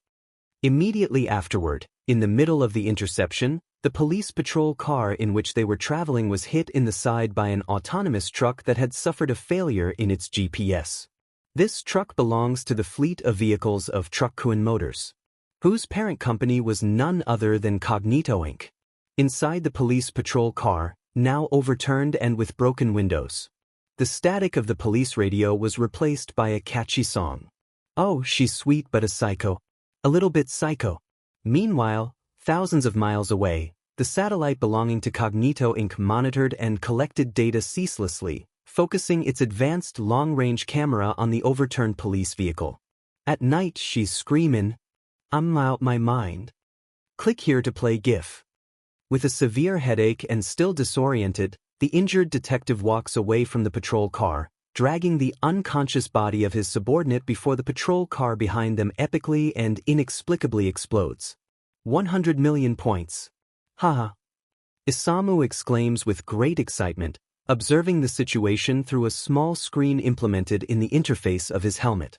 Shortly after, the first police officers to arrive on the scene quickly cordoned off the perimeter, confusing and frightening most of the students who were still trying to understand what exactly was happening inside and outside the school. All this while music plays at full volume through school speakers and police radios. Too late! Isamu exclaims, causing his robotic and slightly childish voice to echo epically throughout the area, instantly drawing the attention of the police officers who were preparing to enter the school. A little kid? We don't have time for games. Kid, evacuate this area immediately. There's a dangerous psychopath nearby. This is disturbing, Sergeant. Look at the kid's right hand. Is that a detonator? It's impossible. It must be just a toy. I'm not a psychopath. Isamu exclaims indignantly, extending his right arm forward as the heart rate of everyone present accelerates. I am the evil demon king. He exclaimed happily under the confused and stupefied gaze of the police officers as he activated a small detonator that he held in his right hand. And all of you have arrived too late. Game over. Click here to play GIF. Meanwhile, inside the classrooms the bombs exploded in unison with an unmistakable sound, completely enveloping the unfortunate students and teachers. Followed by a strong smell. Sensei, someone farted. What the hell is that smell? Stinks. Oh, Kami-sama. Everyone stay calm and adhere to the evacuation protocol. We are all going to die. As expected, complete chaos erupted inside Kamino Junior High School as a crowd of panicking students desperately tried to escape the foul smell that filled their nostrils through small doors. Oh, she's sweet but a psycho. A little bit psycho. She has gone completely crazy. A girl whispers in panic, applying pressure to a bite-shaped wound on her right arm as the students around her run back and forth before one of them points a finger at her. Police surrounding the area. No signal or internet. A fatal smell everywhere. Screams and now biting. There is only one logical explanation for all this. Zombies. I wasn't bitten by a zombie. Stupid boy. That's just what an infected person would say. At night she's screamin', "I'm out my mind. The Demon King is here." With a chaotic musical. Just like in that wonderful fairy tale. Toga whispers with great enthusiasm, liking the blood that stains her lips while beneath her lies her classmate, Saito, completely unconscious and soaked in blood. The taste is different. She murmurs, grimacing a little before remembering the addictive sensation of the sweet blood from that vial running over her tongue. At this, her face blushes intensely and a disturbing expression spreads across her face. Immediately after, she receives a text message. POV Isamu. Do you hear those screams? My super stink bombs have certainly done an excellent job of spreading chaos in there. Some people might even consider them a biological weapon. I exclaim proudly, hugging a curious teddy bear as screams of panic and fear can be heard in the distance. In front of me now lies a group of police officers completely stunned, nervous, and terrified. All of them are frozen with no idea what to do in this situation. How cool, right? I ask innocently, resting comfortably on top of a stone monument outside the school as I swing my legs happily to the music and enjoy the chaotic spectacle. Monster. Kid, what the hell did you do? He's just a kid. And yet, we have lost contact with the detective and everyone else. That child is possibly behind it. What are your orders, Sergeant? Put your hands up right now, brat. You're in big trouble. The police officer in charge exclaims, quickly drawing and pointing his gun at me while the other police officers grit their teeth and follow his lead in a lame attempt to intimidate me. Stupid adults. With their stupid weapons. I whisper ominously, placing my teddy bear to the side while behind me 3 other harmless teddy bears kept me company. These teddy bears belong to Cognito Inc. and were manufactured by the toy store branch Fazbear Entertainment, becoming a very popular toy among young children and some teenagers, largely due to the blatant manipulation of the market and the imperceptible subliminal messages in television commercials. The ones who are really in trouble are all of you for pointing their weapons at me. I was even nice and warned you. Needless to say, these 4 teddy bears are not there for me to hug. In fact, they are very different from the commercial version. Oh, my mind really is scary and fantastic.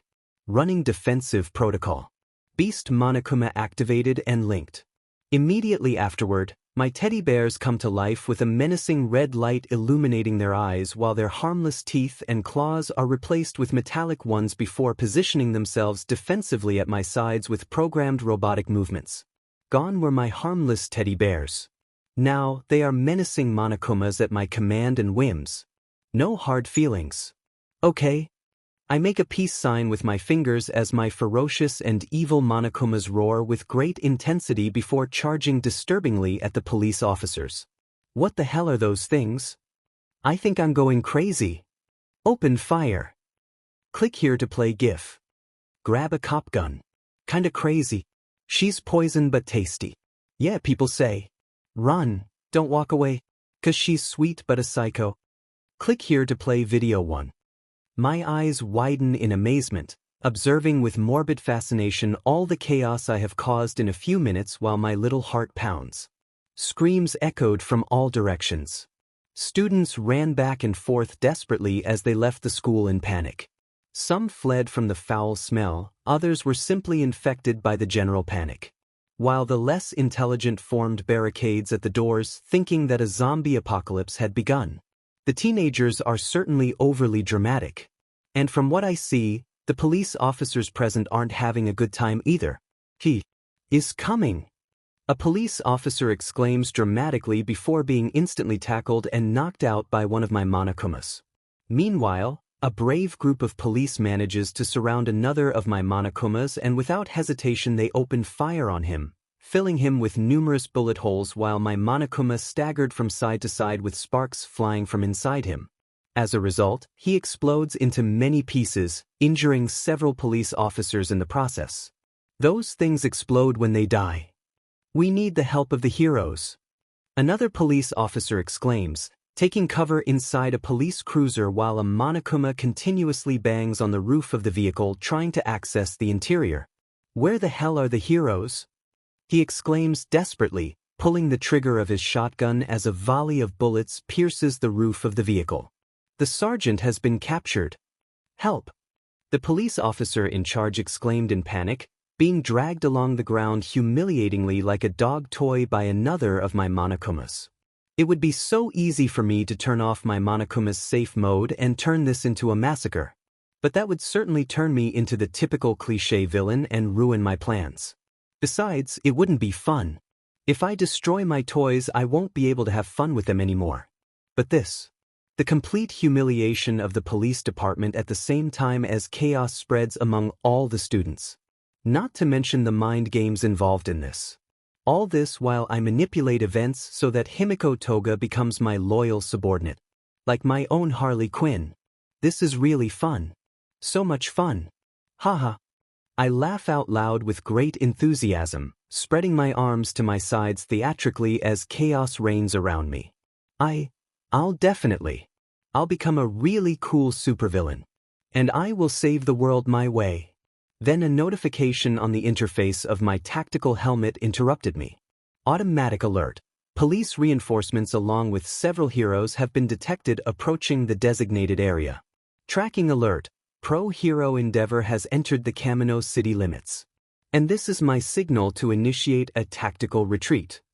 I mutter quickly, picking up a heavy backpack that was hidden not far from me before strategically fleeing. I'm not ready to fight pro-heroes yet. I mean, I could defeat a couple of them, but I highly doubt my current arsenal is enough to even take on Endeavor. The odds are just not in my favor. So, taking advantage of the chaos and confusion, I mingled among the alarmed students while the remaining Monokumas distracted the police. However, my fantastic quest is not over. POV third person. Meanwhile, elsewhere. Beginning of advertising space on children-friendly channels. Monokumas. Cool in-action teddy bears that don't do much. Buy them all now and be the most popular kid in your neighborhood. Monokumas are cute and fun. Pro-hero Hawks states with a smile rehearsed dozens of times as he raises his thumb to the camera. Sponsored by Cognito Inc., Fazbear Entertainment Branch. Click here to play image. End of advertising space. I don't even like those horrible teddy bears. Hawks grumbles, turning off the TV before crossing his arms.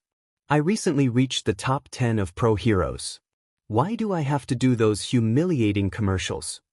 The sponsors selected you specifically. We did not argue with the sponsors, much less with Cognito Inc., who have invested a lot of money in the Hero Public Safety Commission. A board member of the Hero Commission responds slowly with an emotionless tone. But good heroes always follow orders. Have you forgotten Hawks? At this, Hawks grits his teeth helplessly and remains silent. However, the tense silence was interrupted by the sudden ringing of phones just before an alarm echoed loudly through the Hero Public Safety Commission headquarters. POV Isamu. Once I'm sure no one is following me, I enter a dark alley not far from Kamino Junior High School as police sirens blare in the distance along with occasional gunshots. I almost feel sorry for them. Almost. I whisper with a shitty little smile, using my Fazwatch flashlight to illuminate my surroundings as I nonchalantly make my way through the alley. I know you're here. So there's no need to hide and try to ambush me.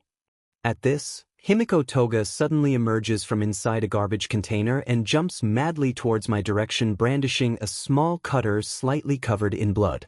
You are really here, Demon King. She exclaims with a huge bloodthirsty smile before confusion spreads across her face. Wait, a kid? Is this the gratitude I receive?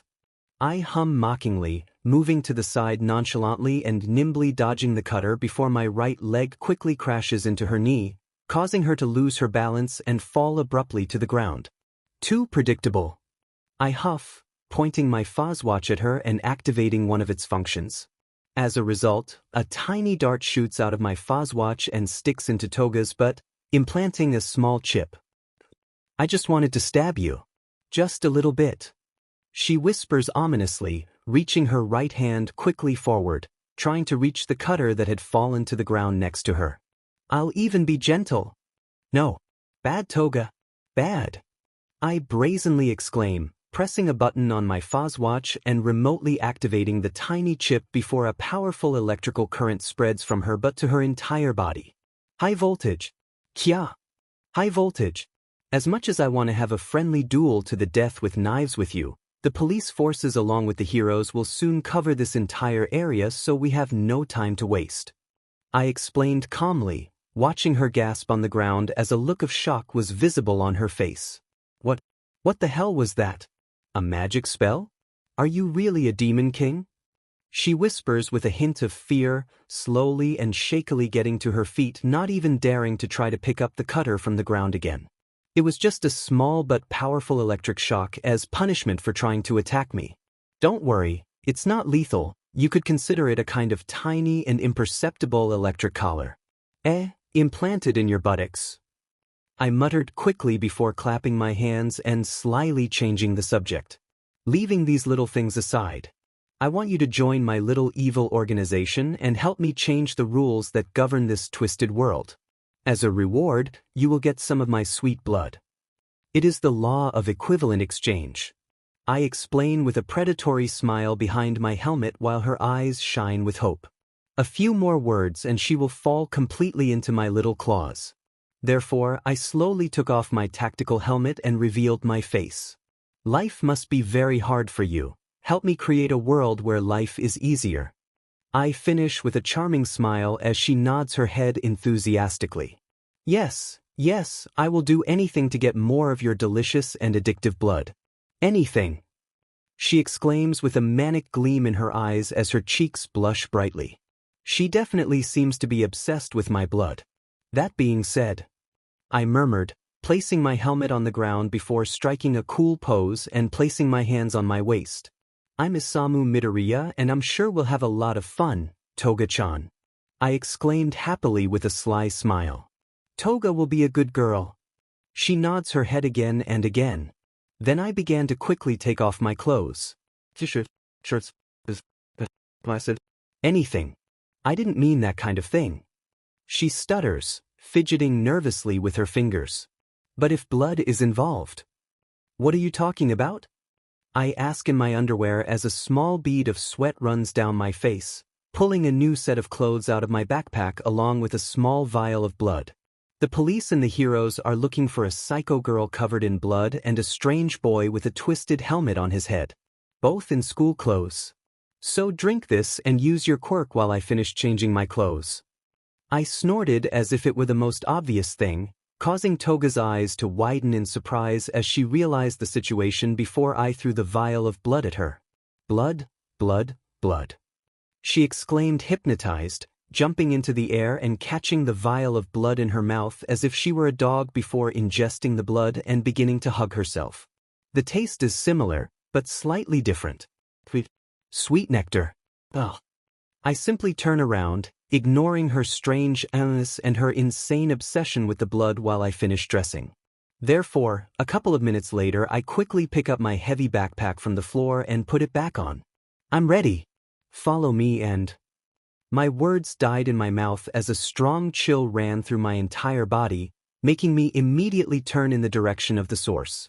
Only to freeze after watching Toga breathe heavily, her face completely flushed and her eyes looking at my neck with longing while she slowly licks her lips. Now transformed into someone I know very well. What the hell is this feeling? That obsessed look reminds me of Gasai and for some strange reason also of Hisoka. This is very disturbing. I should have used someone else's blood sample. Isamu-chan. Click here to play image. Note to self. After this, I must completely ban Toga from transforming back into Izuku for the sake of my mental health. Isamu-chan, who is this boy and why does his blood taste similar to yours? However, your blood is still much sweeter and irresistible. she states with a bloodthirsty smile while her eyes remain fixed on my neck. Stop making those expressions with my brother's face and concentrate. Don't make strange noises with his voice either. I exclaim, completely irritated, reconsidering my strategies before quickly shaking my head. I do not have time for this. Given this, I press a few buttons on my Fozwatch and smoothly access the security cameras in the area. Just follow me and don't do anything reckless. Follow my orders and you will be rewarded. I murmur, pointing slyly at my neck with my thumb as Toga's eyes shine with determination. Let's go! I exclaim defiantly, grabbing her hand tightly and running to the end of the alley as my heart pounds and an evil smile spreads across my face. Getting closer and closer to a red dot marked on my Fozwatch. Then I crashed into one of the final bosses of this game. Endeavor. Ouch. POV Endeavor. The incompetent police forces have been made to look ridiculous once again. No one seems to be in charge and the situation has evidently gotten out of their hands. On my way, I saw a group of terrified and very idiotic students running through the streets of Kamino while they shouted something about the start of a zombie apocalypse. According to the press, a solar storm affected the Cognito Inc. satellite, causing most of Kamino and some surrounding areas to be affected for a few minutes before communications were restored. To what extent has society become so dependent on that DMN company? From what I could gather, a bomb threat mobilized the police department, and when they arrived at the scene they were attacked by a group of teddy bears. Led by a brat with a strange helmet on his head who escaped shortly after. Also, it seems that a girl attacked her classmates moments before the police arrived and chaos broke out. The reports make no sense. None of this makes sense. There's no way a brat is actually responsible for this. The boy and the girl must only be a distraction while the mastermind hides in the crowd, closely observing his twisted show. Endeavor, look at me! The annoying shout of admiration of a DMN brat rang loudly in my ears, breaking me out of my thoughts and making me grit my teeth in frustration. A few seconds ago, a DMN fanboy crashed into me and held on tightly to my right leg. Therefore, I was immediately forced to regulate my body temperature. I can't afford another DMN lawsuit. Not after a large part of my life savings disappeared 3 years ago. I'm your #1 fan. I've heard those DMN words countless times. It's annoying. Can I get your autograph? Please. The brat exclaims happily with stars in his eyes, taking a step back with an innocent smile on his face. That smile. I don't like that DMN smile. It's not normal. No. I growl irritably. The brat doesn't match the description of the suspect, and the green-haired boy visibly incredulous behind him even less so. I don't have time to waste on these pathetic kids. Get out of my way. Not until I have your autograph. Hee. Immediately afterward, the brat pulls out a small toy robot from his backpack and childishly swings it in front of me smugly. Otherwise, my fantastic brave giant will teach you a lesson. He exclaims, puffing out his chest proudly. I hate children. The children and young people of this generation are weak and pathetic. They have no DSPLN or aspirations. Luckily, my masterpiece is the complete opposite of those failures. Shoto will definitely surpass everyone, even the BSRD All Might. For that, Shoto must be perfect. It doesn't matter if he falls unconscious due to my rigorous training. It doesn't matter if he gets hurt. It doesn't matter if he cries. He will become the next #1 hero and keep my legacy alive. That is the purpose of his life. Do you want my autograph? All right. I respond with a cruel smile, reaching my right hand forward and snatching the toy robot from the brat before melting it in front of him. Here it is. I growl, dropping the remains of the stupid toy to the ground before shoving the brat aside and continuing on my way. Hey, you'll pay for that, Endeavor. Did you hear me? Next time we meet, I'll bring a much bigger toy robot and crush you. The brat throws a childish tantrum behind my back while I smile cruelly. I would like to see you try. Minutes later. Jet burn! I exclaim, firing a blast of fire towards my target, causing my flames to engulf the last of those strange and elusive robotic creatures that were terrorizing the surroundings of Kamino Junior High School, making it explode in the process. Immediately afterward, the half-melted, robotic head of a teddy bear rolls toward my feet. Robotic trash. I growl, crushing the robotic head with my feet while the police officers and a couple of rookie heroes around me look at me in admiration. All of them are in a sorry state, visibly exhausted and in pain. Really, all of you are pathetic. I growl, causing the incompetent police officers to clench their fists and stare at the ground while some heroes present just frown. The suspects have escaped due to the incompetence of all of you. For a long time, I thought that what happened with Toya was an unfortunate accident. But it may have been more than just an accident. What happened at that conference at the police station a few years ago was unequivocal proof of that. See, I'm sure that BSTRD is the mastermind behind this disaster. I'll find the answers and send that DMN psycho straight to hell. High voltage. Then a current of electricity completely shook my body, causing my eyes to widen in shock and me to clench my teeth tightly, drawing the attention of everyone around. What the hell is going on? High voltage, high voltage. Endeavor-san. Are you okay? Something's wrong with Endeavor. Immediately afterward, the intensity of the electricity increased considerably, causing me to fall to the ground and breathe erratically while I determined the origin of the electricity in a specific area of my body. High voltage, high voltage, high voltage, high voltage, high voltage. My butt. In a secret location. POV Isamu. A vengeful smile spreads across my face as I hold down a small button on my Foswatch, watching Endeavor writhe on the ground through the small screen of my cool smartwatch. So that's why you. Toga whispers in surprise while she blushes and bites her lips. Still transformed into Izuku to my discomfort. My brief encounter with Endeavor was no coincidence, hee. I respond proudly, flaunting my incredible acting skills. All this while we descend quickly in a spacious elevator towards the depths of my secret base. By the way, Toga-chan, become a girl again. I murmur seriously, narrowing my eyes at her. Now. Once I undo my transformation, I will be completely naked. She quickly responds with a small nervous smile. I know. But that's much better than continuing to see you blush and make those disturbing expressions with my brother's face. That's a little demanding of you. But as long as you keep your end of the deal. Toga whispers with a bloodthirsty smile, deactivating her quirk as a gray substance quickly covers her body and she returns to her original form. Now she is in front of me completely naked and blushing. DMN. You really don't leave me any alternatives, heh? I huff, activating a small blade on my Foswatch before lightly pricking my index finger and advancing toward her, causing a small line of blood to run down my finger as her eyes widen in shock. What kind of leader would I be if I didn't care about the wishes of my minions? I ask without getting any response, standing on tiptoe in front of an astonished Himiko Toga before quickly shoving my blood-covered finger inside her mouth. Immediately afterwards, Toga's body shudders and she falls to her knees as her eyes fill with tears. But why are you so good to me? I don't understand. She mutters breathlessly, her face completely flushed as her tongue carefully licks the blood from my finger. Because I am evil and I do whatever I want. Now shut up and isekai it. Needless to mention, I could have drawn some of my blood using a syringe. But a part of me thought that sticking my finger in her mouth would be cool. I saw my chance and took it. Drink my blood and give me your dreams. Drink my blood and give me your future. Drink my blood and give me your soul. I whisper to her with a charming and innocent smile as her gaze remains fixed on me.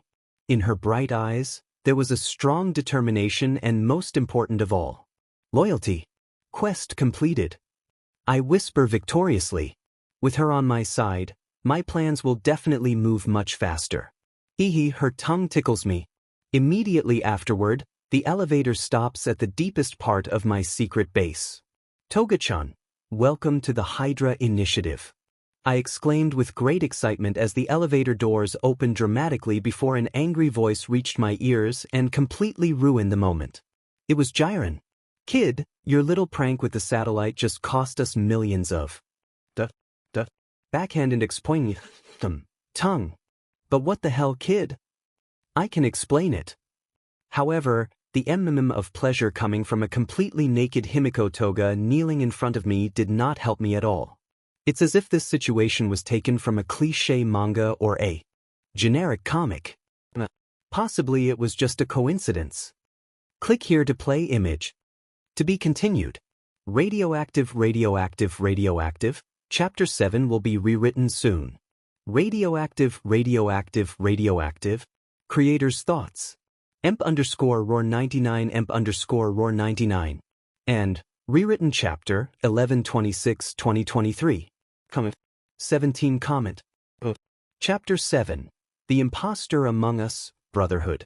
And, rewritten chapter, 12/11/2023. Chapter 7. The Imposter Among Us. A week later.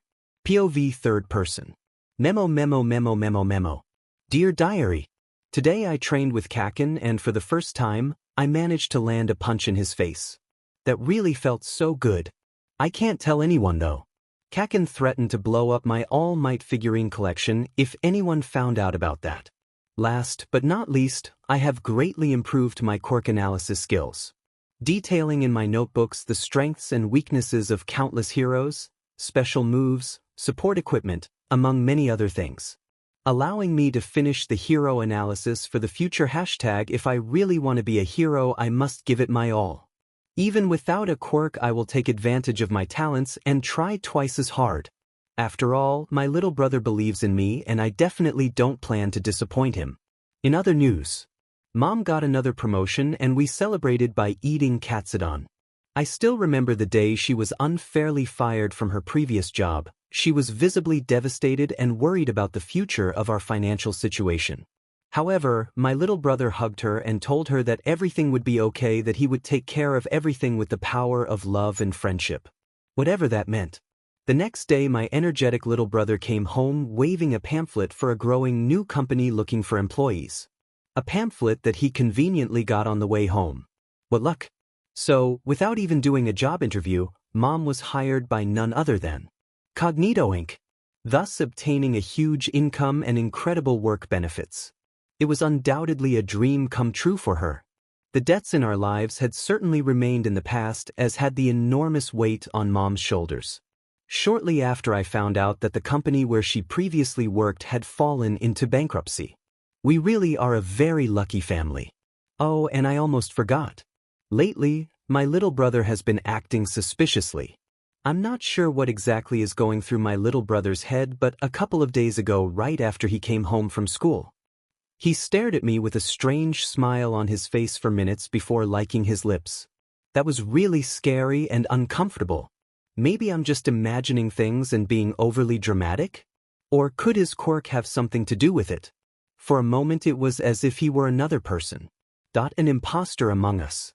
Although that is impossible. It's probably just a joke on my little brother's part. That has to be. Memo memo memo memo memo. Izuku huffs with a small smile on his face, closing his diary before hiding it inside his closet. It would really be embarrassing if my little brother accidentally found my diary and read it. He murmurs nervously, shaking his head slightly before yawning audibly and plopping onto his comfortable bed. I will become a great hero. And I will definitely protect my little brother's smile. Izuku whispers as his eyes slowly close until he finally falls asleep. A couple of hours later, in a completely dark room, the doorknob turns slowly before the door begins to open with a slight creak, allowing a small figure to sneak into Izuku's room. The mysterious figure was none other than the imposter, in the form of a little boy with a bloodthirsty smile on his face. Then, with slow and stealthy steps, the little imposter got closer and closer to his victim until he remained motionless next to Izuku's bed for what seemed like hours. But in reality, it was only a couple of minutes. The boy's hungry gaze was focused on Izuku's neck as his breathing became increasingly heavier, licking his lips and giving in to his instincts before slowly bringing his small but sharp fangs towards Izuku's neck. However, he was abruptly interrupted by an electrical current spreading all over his backside, making him grit his teeth and take a couple of steps back with obvious shock on his face. Given this, the apparent child makes the wise decision to leave the room and close the door slowly, keeping a disturbing gaze on Izuku at all times. Sweet dreams. Izuku-chan. Click here to play image. Once the intruder left the room and the door was completely closed, Izuku's eyes widened in shock and horror as numerous thoughts ran through his mind and his heart pounded. Click here to play GIF. Needless to say, Izuku didn't sleep all night after that. The next day, at the secret base, Isamu-chan. Impersonating you is very exhausting. This morning Mom Midoriya almost broke my back with one of her hugs while Izuku-chan kept narrowing his eyes in my direction. Toga whines childishly as she pouts and crosses her arms. Besides, my butt still hurts, she exclaims, massaging her butt before pointing her finger accusingly at Isamu, who simply keeps his eyes on his computer, nonchalantly typing a sequence of binary codes. Don't worry, you'll get used to it, like the first time you peed standing up. Isamu hums with a small shitty smile before finishing the new update of his defensive system implemented in his backpack. And about the pain in your butt? You asked for it, he mutters, pressing a button and replaying the previous night's events in Izuku's room on the screen. Toga-chan, could you explain to me why you sneaked into Izuku's room and tried to bite his neck? Your mission is only to pretend to be me when the situation calls for it without attracting attention, which you have clearly failed at. Toga swallows a lump in her throat as she quickly looks away from Isamu and fiddles nervously with her fingers. At this, Isamu snorts and shakes his head slightly before approaching Toga. Anyway, I've already prepared damage control based on the current situation, so Izuku's suspicions will disappear in a couple of days. Isamu waves his hand dismissively, standing in front of her before smiling innocently. But I hope for your sake that this situation does not happen again, Toga-chan. For an evil genius, you care a lot about your family. That's cute, hee. Toga laughs lightly as a shark-like smile grows bigger and bigger on her face. Shut up. They are just pawns in my game. Oh really? There is only one way to make sure of that. Isamu-chan. Toga whispers shamelessly before slowly licking her lips. Can I stab your mom and your brother? Immediately afterward, a strong murderous intent spreads throughout the place, causing her to open her eyes in shock and jump back just in time to avoid being impaled by a gigantic drill. Click here to play image. I'll kill you. Just here. Now. Isamu utters with a deadly serious and dark tone of voice after having deployed some of the weapons hidden inside his spacious and technologically advanced backpack. It was a joke. It was just a joke. I'll be a good girl, I promise. Meanwhile, in the teacher's room at the UA. POV Shota Aizawa. Even if someone makes a mistake, the other two can cover for him. Shota. Wake up. Click here to play image. Shirakumo. I exclaimed quickly, extending my right hand forward out of mere instinct just before realizing that it was just an annoying nightmare. Now that I remember, I patrolled again throughout the night looking for any clue about that mysterious villain involved in some way with Shirakumo's death. But again there was no result. Then I spent the rest of my energy correcting some tests, seriously considering whether I should expel all my annoying students to teach them a lesson, until eventually I inadvertently fell asleep in the staff room. That nightmare again? Hisashi asks with an evident tone of concern in his voice. Do you want to talk about it? I'm fine. I growl, cutting him off quickly before huffing and standing up. Why did you wake me up? I asked, massaging my eyes before Naomasa Tsukachi entered the staff room. Something has happened. It's evident to me by the way he scans the place with his gaze, focusing his attention on the security cameras before directing his gaze to me. Not to mention the worn bandages sticking out of his clothing. Do you have a moment, Eraserhead? I must talk to you. In private. That just means bad news and possibly headaches. A week ago, Kamino Junior High School was attacked by Naomasa whispers, causing my eyes to widen in surprise and confusion. Why didn't I find out about it before? Something like that would definitely have made the news and been the talk of the heroes. Unless, from your expression, I doubt you knew anything about it. Naomasa snorts as we walk down a long hallway away from prying eyes. The Hero Commission covered up the accident right after they received a preliminary report of the events. Why would they do something like that? That doesn't make sense. What was there in that report that could scare the executives of the Hero Commission enough to cover up the whole situation? Eraserhead, what I'm about to tell you has been classified by the Hero Commission. Naomasa responds seriously, looking me directly in the eyes. It is possible that C is just a little boy. That is completely illogical and irrational. I respond almost instantly as a strange, uneasy feeling spreads through my chest. There is no way that. I knew you would say that. There is no concrete evidence, unfortunately. All the recordings from the security cameras in the area along with the body cameras of the police officers present suddenly failed as well as communications. Cognito Inc. claimed that the failure was caused by a solar storm, but I believe that they were hacked and are trying to hide it.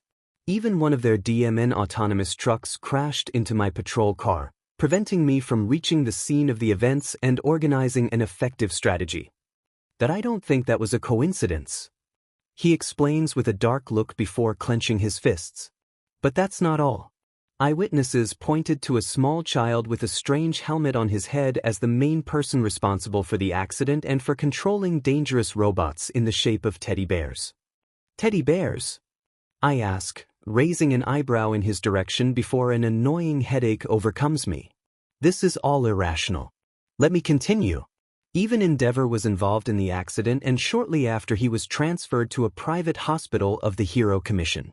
Since then, all his public appearances were cancelled until further notice. Was Endeavor defeated? There are still many things that don't make sense. But what do you think would happen if a rumor spread that a small child was responsible for causing such events? Even if the child is just an accomplice of C. My eyes grow wider and wider in contemplation.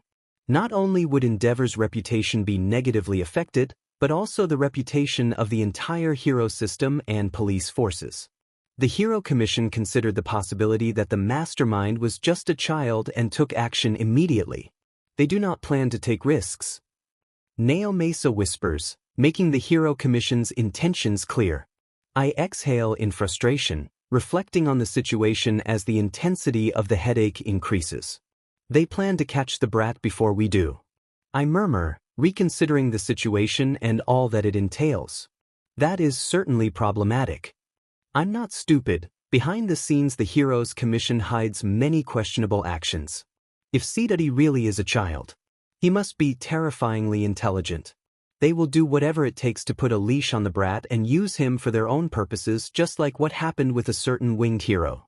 Also, it is possible that the Hero Commission has tapped the phones of everyone involved in the case in order to prevent information from being leaked and to monitor us. Tell me, Eraserhead, haven't you felt like you're being watched? He asks cryptically, leading the way as a tense silence stretches between us until we finally stop in front of a door I know very well. We need Nizu's help before the Hero Commission makes its next move. Whether we like it or not, we are now involved in a dangerous game. He mutters, quickly opening the door to Nizu's office only to freeze us almost instantly. And then the doctors removed a tiny chip that was implanted in Endeavor's butt. Hee. Hawks chuckles lightly before taking a sip of his tea as Nizu's calculating gaze hovers over us. Oh, Aizawa, Detective Tsukachi. You both arrive in time for tea time. Hawks just told me a very interesting story. At this, Naomasa clenched his fists in frustration while a sly smile spread across Hawk's face. I have a feeling my headaches are about to intensify. Oh, definitely very interesting. A few weeks later. POV Toga. Isamu-chan is really scary when he gets angry. That dark look full of murderous intentions along with that incredible bloodlust that he gave off. No child should be capable of something like that. And that only made me want to stab him and bathe in his blood. However, Isamu-chan is different. He extended his little hand to me when no one else did and saved me from despair. I can't just stab him. I mean, it's not like I can stab him in the first place. He's cunning enough to predict my every move. He will definitely change this twisted world, whether for better or worse. And I will be next to him, ready to stab anyone who gets in his way and cover the world with blood if necessary. But first, More please. I exclaim excitedly, extending my plate forward and receiving another serving of katsudon from Mama Midoriya. Thank you. I exclaim with a huge shark smile before starting to devour the food like there was no tomorrow. Fortunately for me, Isamu-chan plans to spend the entire night in his secret base working on plans for the construction of a vast and strange network of underground shelters. So I won't miss this opportunity to pretend to be him and enjoy all this delicious food that Mama Midoriya prepared with a lot of love.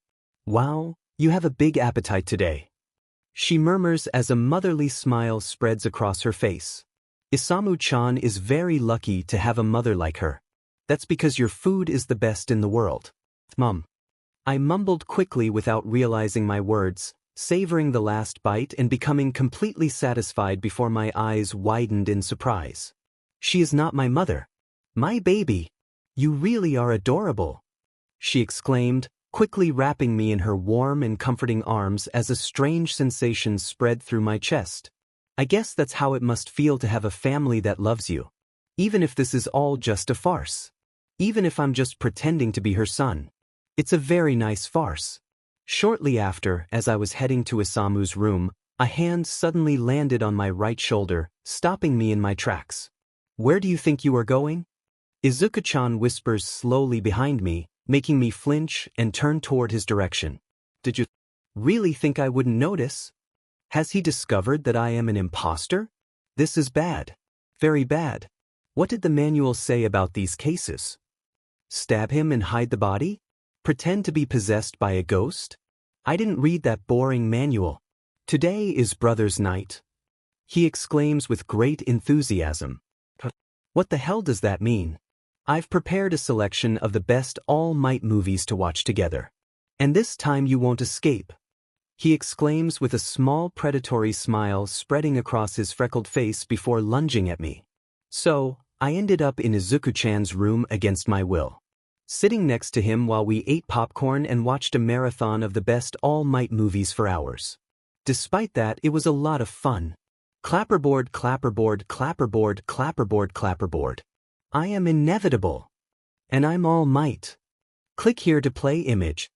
Later in Isamu-chan's room. I'm exhausted. I huff, staring at my reflection in front of a huge mirror in the room while Mama Midoriya and Izuku-chan sleep soundly in their rooms. Now I just have to make my report. And to do that I need to say the magic words in front of this mirror. Mirror, mirror, who has the sweetest blood in the kingdom? Immediately afterward, my reflection in the mirror distorted and was replaced by a real-time image of Isamu-chan wherever he was. Communication established. Oh. Hello, Toga-chan. Do you have something to report? Isamu-chan hums nonchalantly on the other side of the mirror while he licks a lollipop. Then a smile spread across my face before I began to enthusiastically explain the interactions I had with Mama Midoriya and Izuku-chan without holding back in detailing even the smallest details of this fantastic and exhausting night. Then Mama Midoriya carried me in her warm arms back to your room and kissed me goodnight. I finish, proudly pointing to my right cheek. Duh. Looks like you had fun. He mutters cheekily, grimacing a little and narrowing his eyes slightly at me before taking a big bite of his lollipop and crossing his arms. Anything else to report? That expression on his face. I have no doubt about it. I guess deep down he is still a little boy. Isamu-chan. Are you jealous? I ask with a devious little smile. I'm not jealous. He exclaims defensively as his cheeks blush slightly before abruptly cutting off the communication. Communication interrupted. Little Isamu-chan is jealous. Jealous. I hummed mockingly before a recurring electric current quickly spread through my butt and interrupted me. Kya? POV Isamu. Sometime later. In the secret base. I am the shield hero, Crust. And this is a message to remind you that in case of emergencies or attack by a dangerous villain, you must immediately evacuate to the nearest shelter while the heroes deal with the situation. We've got you covered. Sponsored by Cognito Inc. Vault-Tec branch. Click here to play image. And good? Everything was according to your specifications. What do you think of the result? Jiren asks after having shown me an interesting advertisement related to one of my complex evil plans. It is perfect. Approved. I brazenly raise my right thumb, authorizing the distribution of the advertisement while I enjoy a delicious lollipop in the comfort of a throne made of swords. Little by little the playing field is taking shape. Do you know that the construction of these underground shelters only generates million-dollar losses for us? But that doesn't seem to matter to you in the slightest. Jiren huffs with a small smile, turning around and shaking his head before starting to head towards the elevator.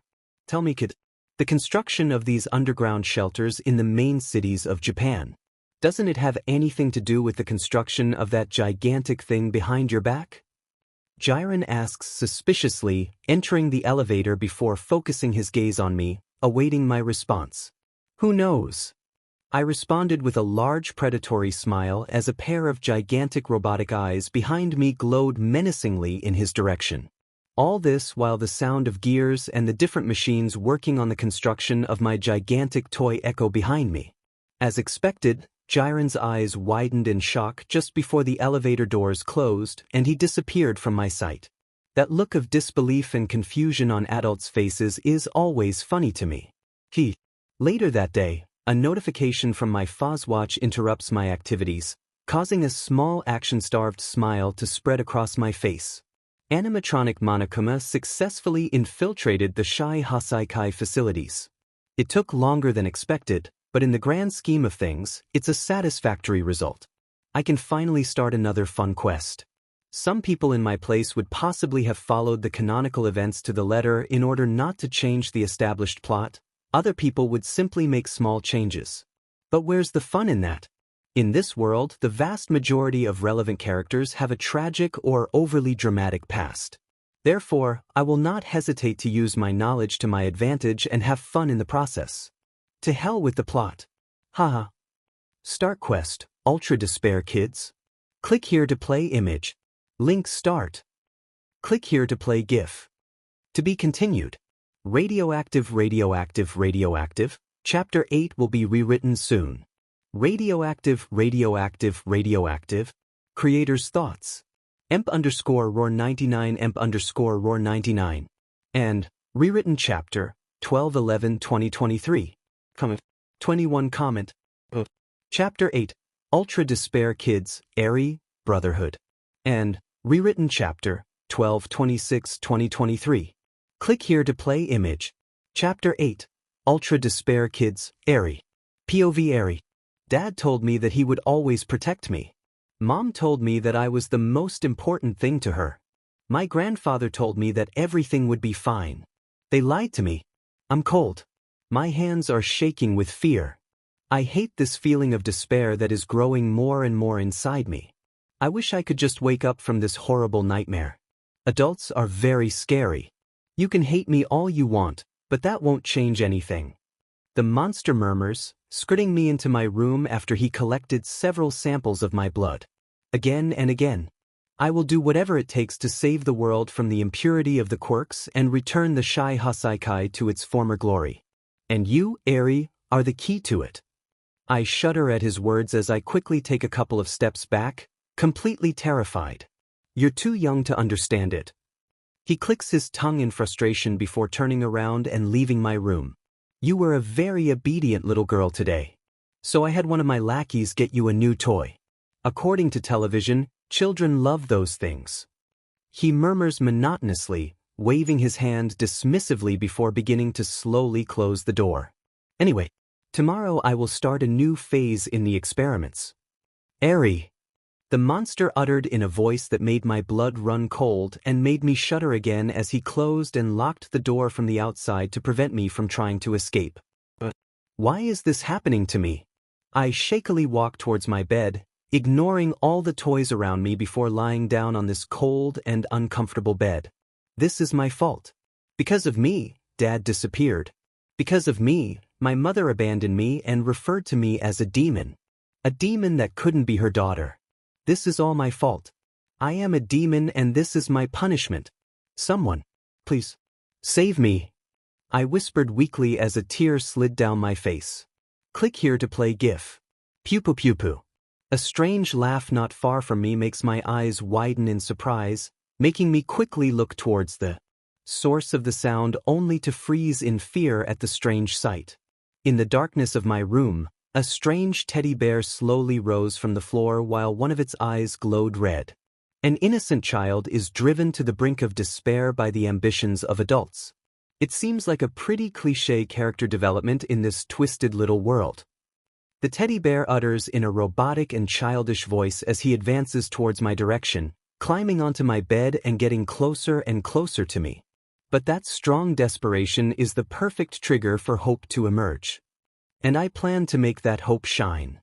"Don't hurt me, please," I whisper shakily, hiding my face in my knees with no idea what to do as the strange teddy bear sits next to me, causing me to shiver out of mere instinct.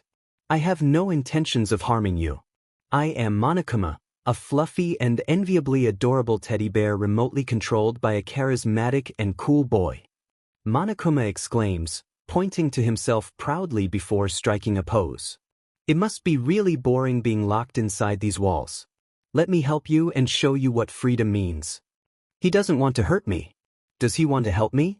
This caused a warm feeling to spread across my chest and my lips curled slightly, trying to form a small smile only for the memory of the monster to destroy that feeling along with my attempt to smile.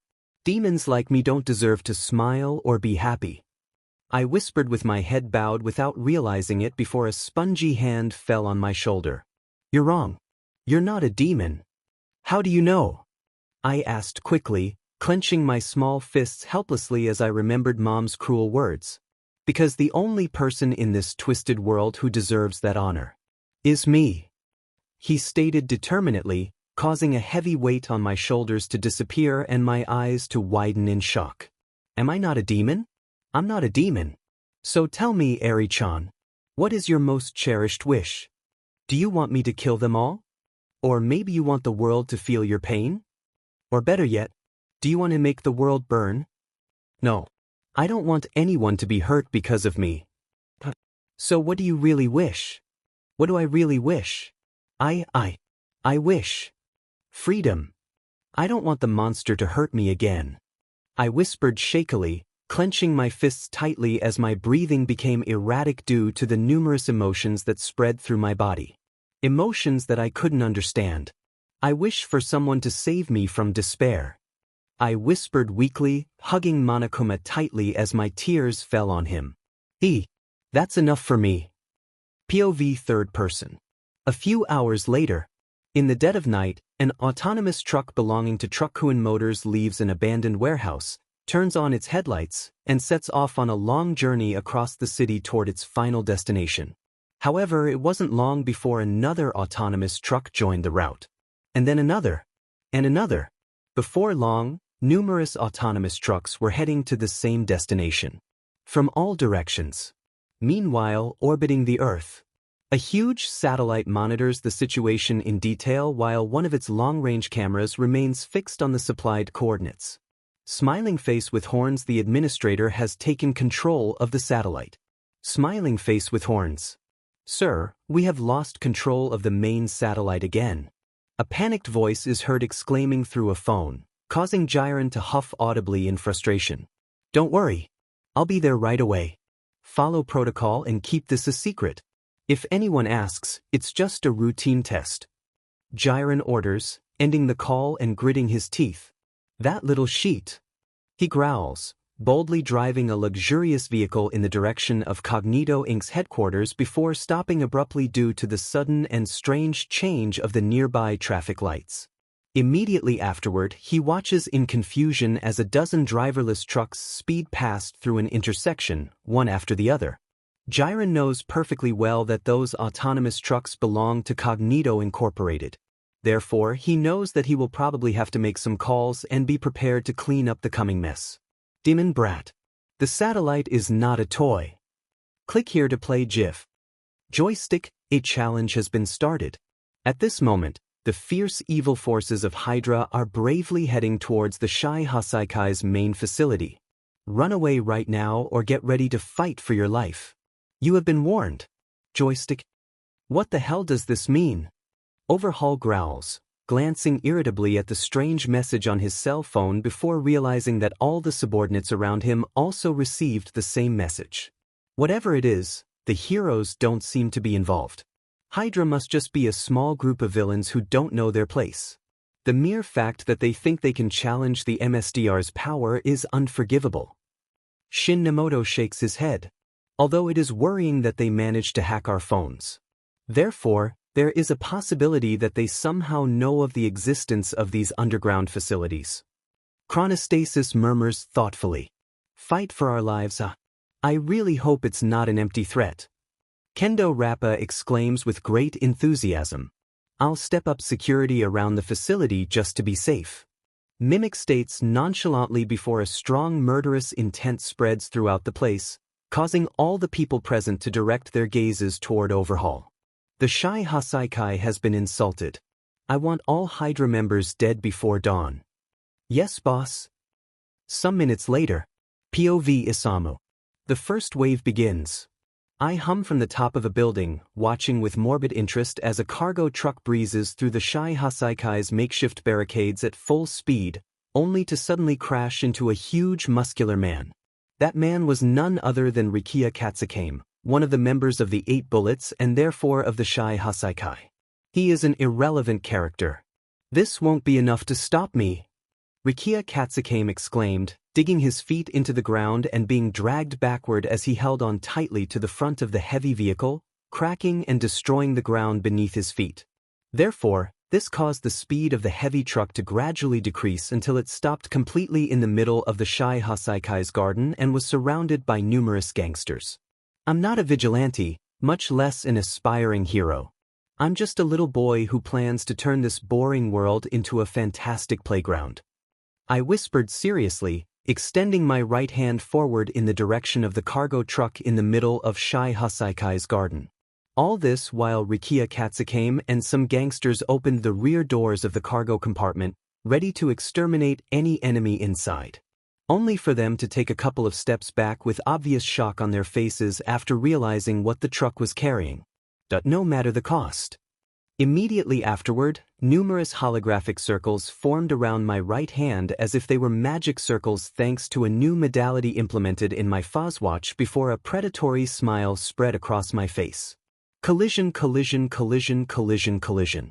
Explosion. Collision, collision, collision, collision, collision. I exclaimed with all my might, clenching my fist tightly and activating the powerful explosive charges inside the cargo compartment, causing a huge and majestic explosion to rise into the skies, ending everything around it.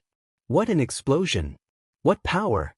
I exclaimed with stars in my eyes, spreading my arms theatrically to my sides as my little heart beat with great intensity, enjoying the sensation of the gusts of wind produced by the shock wave hitting my skin. What a great feeling! Of satisfaction.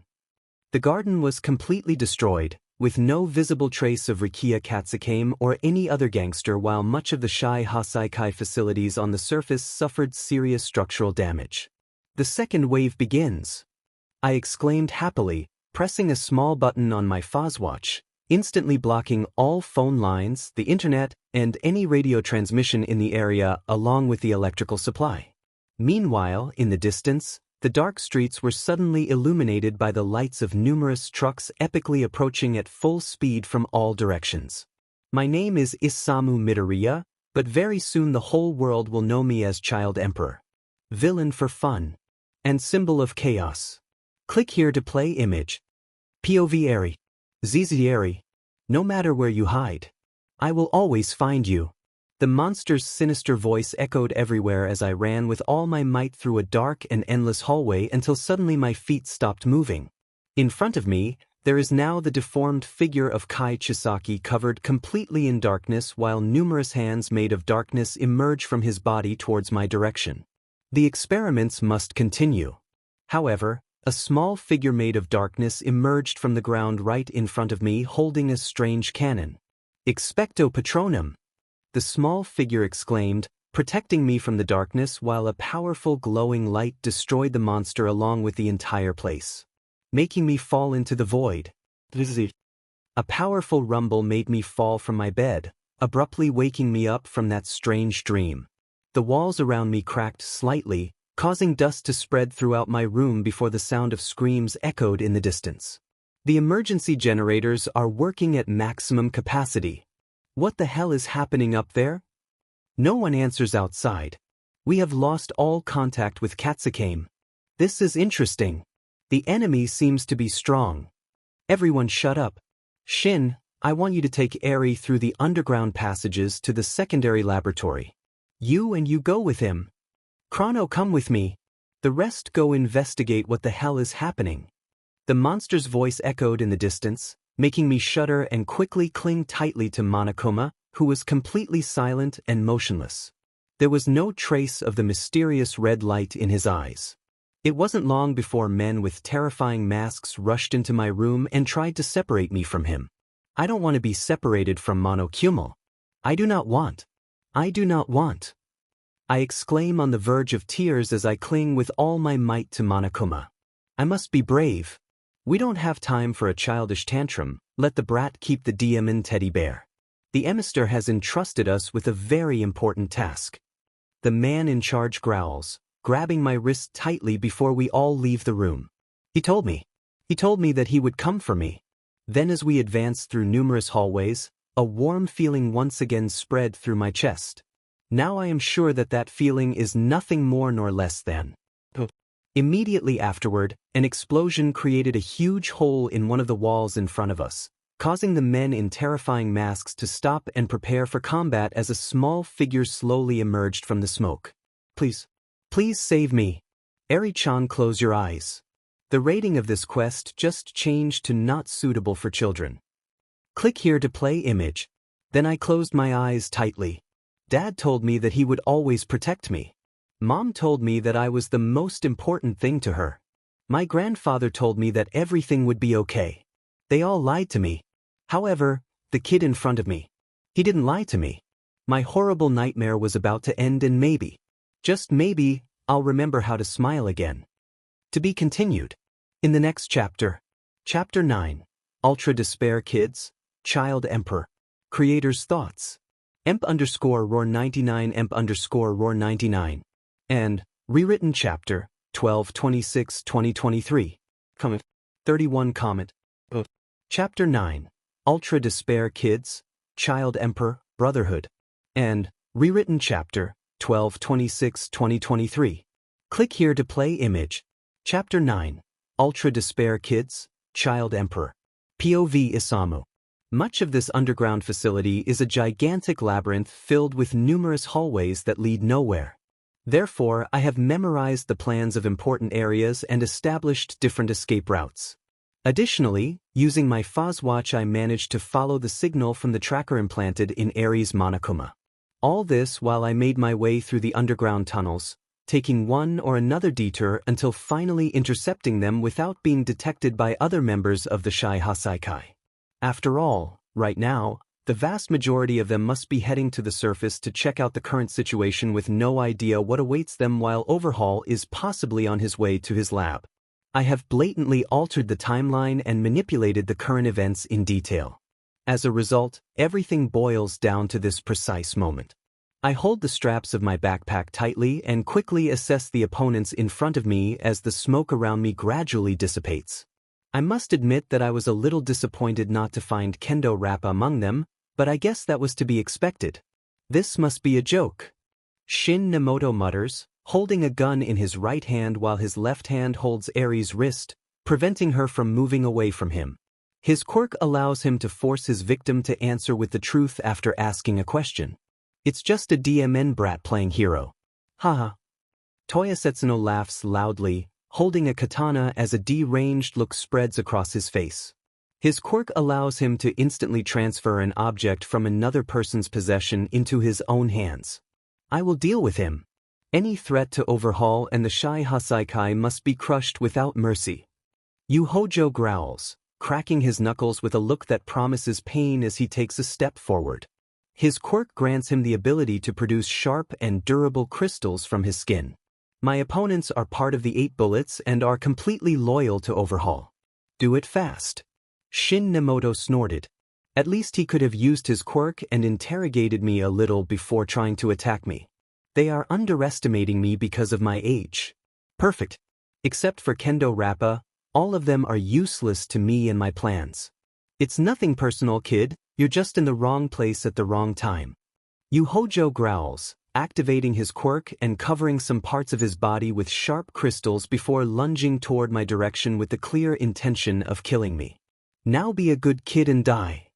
I have decided not to hold back and end this as quickly as possible, therefore, I'm not worried about hiding my identity.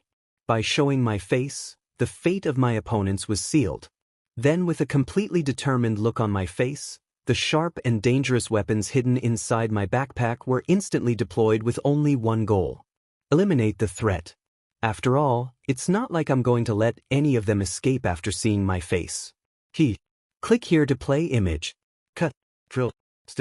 Fatality. It's nothing personal. You were just in the wrong place at the wrong time. I muttered monotonously as the deployed weapons quickly returned to the inside of my backpack thanks to my comprehension technology before I walked past what was left of Hojo without even flinching. Defective toys have no place in my game. Luckily, Eri obeyed my order and kept her eyes closed tightly. Perfect, let's continue. One less, two left. Then I loosened my grip on my backpack just before a powerful invisible force snatched it away from me almost immediately. Steal! Toya Setsuno exclaimed, using his quirk to separate me from my backpack. Demon brat! He exclaimed completely angrily, throwing my backpack aside before grabbing his katana tightly and running towards my direction. Without your demon killer backpack, you are nothing more than a helpless child. I will cut you in half. I don't need my backpack to finish you off. I murmured calmly, reaching into my left pocket until a faint but distinctive activation sound reached my keen ears. Immediately afterward, I quickly took out a small cube-shaped object from my pocket. Stupid boy. Whatever that is, I won't give you a chance to use it. Haha. He laughed maniacally, closing the distance between us, swinging his katana with the clear intention of splitting me in half before extending his left hand forward and activating his quirk again. Steal! Immediately afterward, the small BIM explosive in my hand was attracted to his hand. The look of shock and horror on Toya Setsuno's face was certainly gratifying. Click here to play image. Game over. I whispered with a small but sly smile as the shockwave from the resulting explosions slightly messed up my hair. It's your turn to play.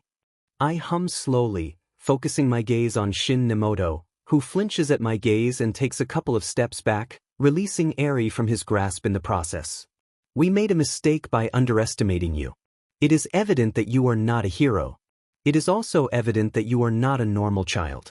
However, I highly doubt that you could dodge a shot. He mutters, gripping his gun tightly before pointing it at me. So answer my questions before I blow your brains out. Who the hell are you? He asks with obvious anger in his tone, activating his quirk and forcing me to confess as the tension grows ever higher. I am Child Emperor. I responded with great enthusiasm, raising my right hand in the air before snapping my fingers loudly. And I am inevitable. Danger. Danger. Danger. Safe mode disabled. Right now, numerous cargo trucks must be surrounding what remains of the Shai Hasaikai facility on the surface as the reinforced doors of the cargo containers open dramatically.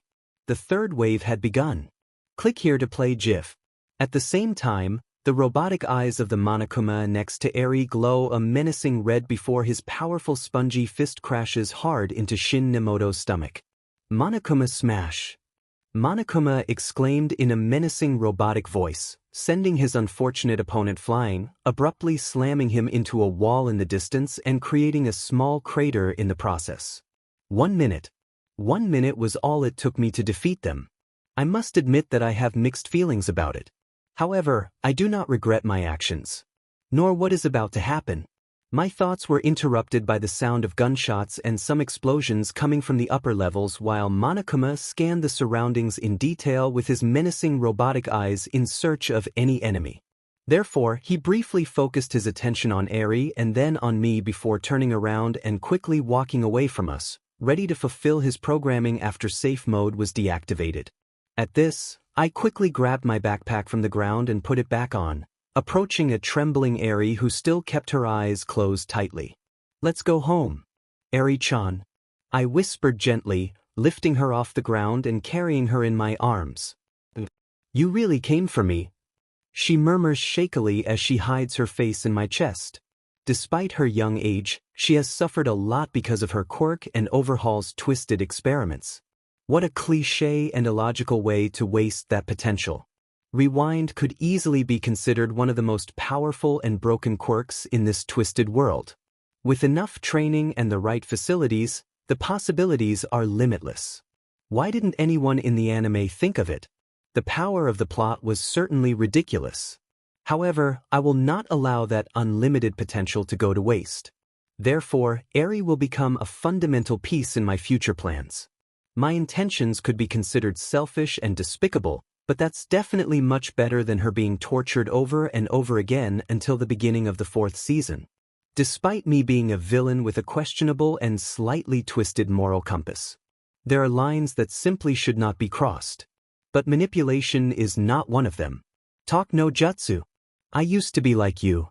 I whispered gently, using my fantastic acting and manipulation skills as my words slowly began to sink into her heart. No one helped you before, huh? It must have been hard, Eri-chan. You must have been very scared. It must have been hard waiting for some hero to come save you. It's terrible. I whispered slowly, borrowing some words from a certain villain very clever in the art of manipulation, turning around and advancing towards the hole in the wall through which I entered. All this while she clings tightly to my shirt before her small body begins to tremble slightly. You're safe now. I'm here. As expected, Eri's tears began to soak my shirt as she let out all the feelings that she was forced to repress all this time. The seed of loyalty has been successfully planted. The monster will come for me. And he will hurt you too. She whispers shakily with fear evident in her voice. Oh, do you mean Overhaul? Immediately afterwards, the sound of a powerful explosion shakes the surroundings while in the distance the characteristic sound of a collapse is heard. There is no doubt the explosion originated in the laboratory. Click here to play GIF. Unlike a shonen anime protagonist, I'd use my brain. I don't think that's possible. Hee hee. POV third person. Shin Nemoto was in a lot of pain. His breathing was erratic while many of his bones were broken. However, his strong devotion to Overhaul kept him conscious. The emissary trusts me. I must kill the child and get Eri back. I must kill. Kill. Isamu stops and closes his eyes while in the distance, just behind him, a wounded Shin Nemoto on the ground pointing his shaking weapon at Isamu's back. Finish him. Isamu ordered in an authoritative voice, opening his eyes with determination and continuing his retreat before a small but cruel smile spread across his face. I will not disappoint the Emperor. Shin Nemoto grunts in pain, ready to pull the trigger before a sudden robotic sound at his side instantly catches his attention, causing him to instinctively divert his weapon towards the source of the sound. Even if my life depended on it. He quickly exclaimed with a completely horrified look, staring at a menacing Monokuma with his sharp claws right in front of him. Click here to play GIF. Pew pew pew pew. The Monokuma's eyes glowed brightly before he quickly pounced on his unfortunate victim. Skull. An agonized scream in the distance causes Eri to shudder again, still clinging to her savior's shirt before she slightly lifts her gaze, thus sharing a small glance with Isamu. They'll be fine, right? Eri can't help but ask with nervousness evident in her voice. In the mind of an innocent little girl. She fears that many people will get hurt because of her. Which Isamu deduced instantly.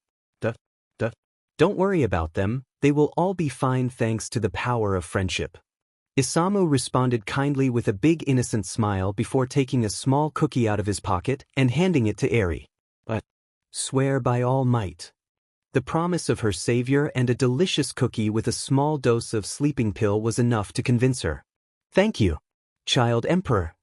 She whispers with small pieces of cookie covering her cheeks, hiding her face again in Isamu's chest while a small smile slowly forms on her small face for the first time in a long time. She's happy that this time no one was hurt because of her. That was what little Eri believed as Isamu's words echoed in her head. The power of friendship. She whispered with a small smile before falling fast asleep in Isamu's arms. A drunken Didoro Sakaki staggered through a dark hallway, holding an empty alcohol bottle as he walked aimlessly. Wah! I think I'm really drunk.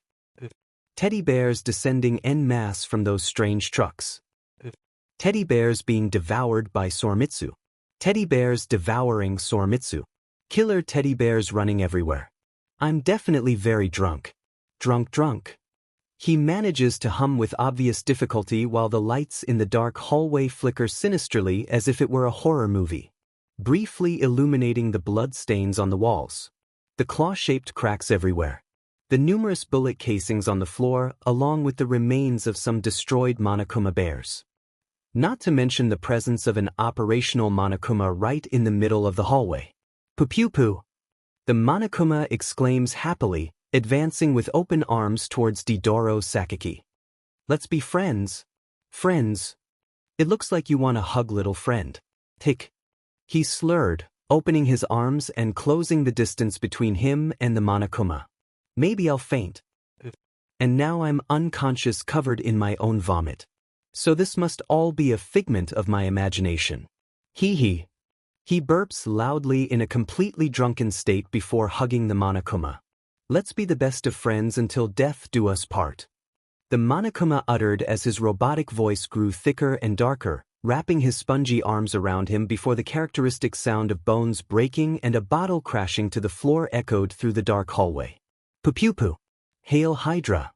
The power of Hydra's friendship had certainly spread rapidly throughout the Shai Hasaikai facility, which allowed both Eri and Isamu to escape without difficulty, without anyone to stop or chase them. Amen. Mimic exclaimed in fury after having left behind his characteristic puppet body in order to escape a horde of rabid Monokumas. Mimic's quirk allows him to merge his body and his mind into an object, granting him complete control over the object as if it were his own body. Therefore, in a short time, he was forced to pretend to be a fire extinguisher, a trash can, and finally, a toilet while the Monokumas had fun playing hide and seek, attacking any suspicious or out-of-place object. This can't be happening. The Shai Hasaikai has fallen. He growls with immeasurable anger, trying to understand how in a matter of minutes, everything he and Overhaul worked for came crashing down. Click here to play image. Minutes later, in a control room not far from the devastated Shai Hasaikai facilities. I think I went a little overboard with the programming of my toys. Isamu laughed nervously, scratching his head as a bead of sweat slid down his face. In front of him, a screen plays the disturbing images of the cameras implanted inside the Monokuma's robotic eyes. I definitely went a little overboard. But nothing a lollipop won't fix, he exclaimed, quickly pulling a lollipop out of his backpack before popping it in his mouth, instantly cheering me up and continuing to scan the images with morbid curiosity in search of any survivors.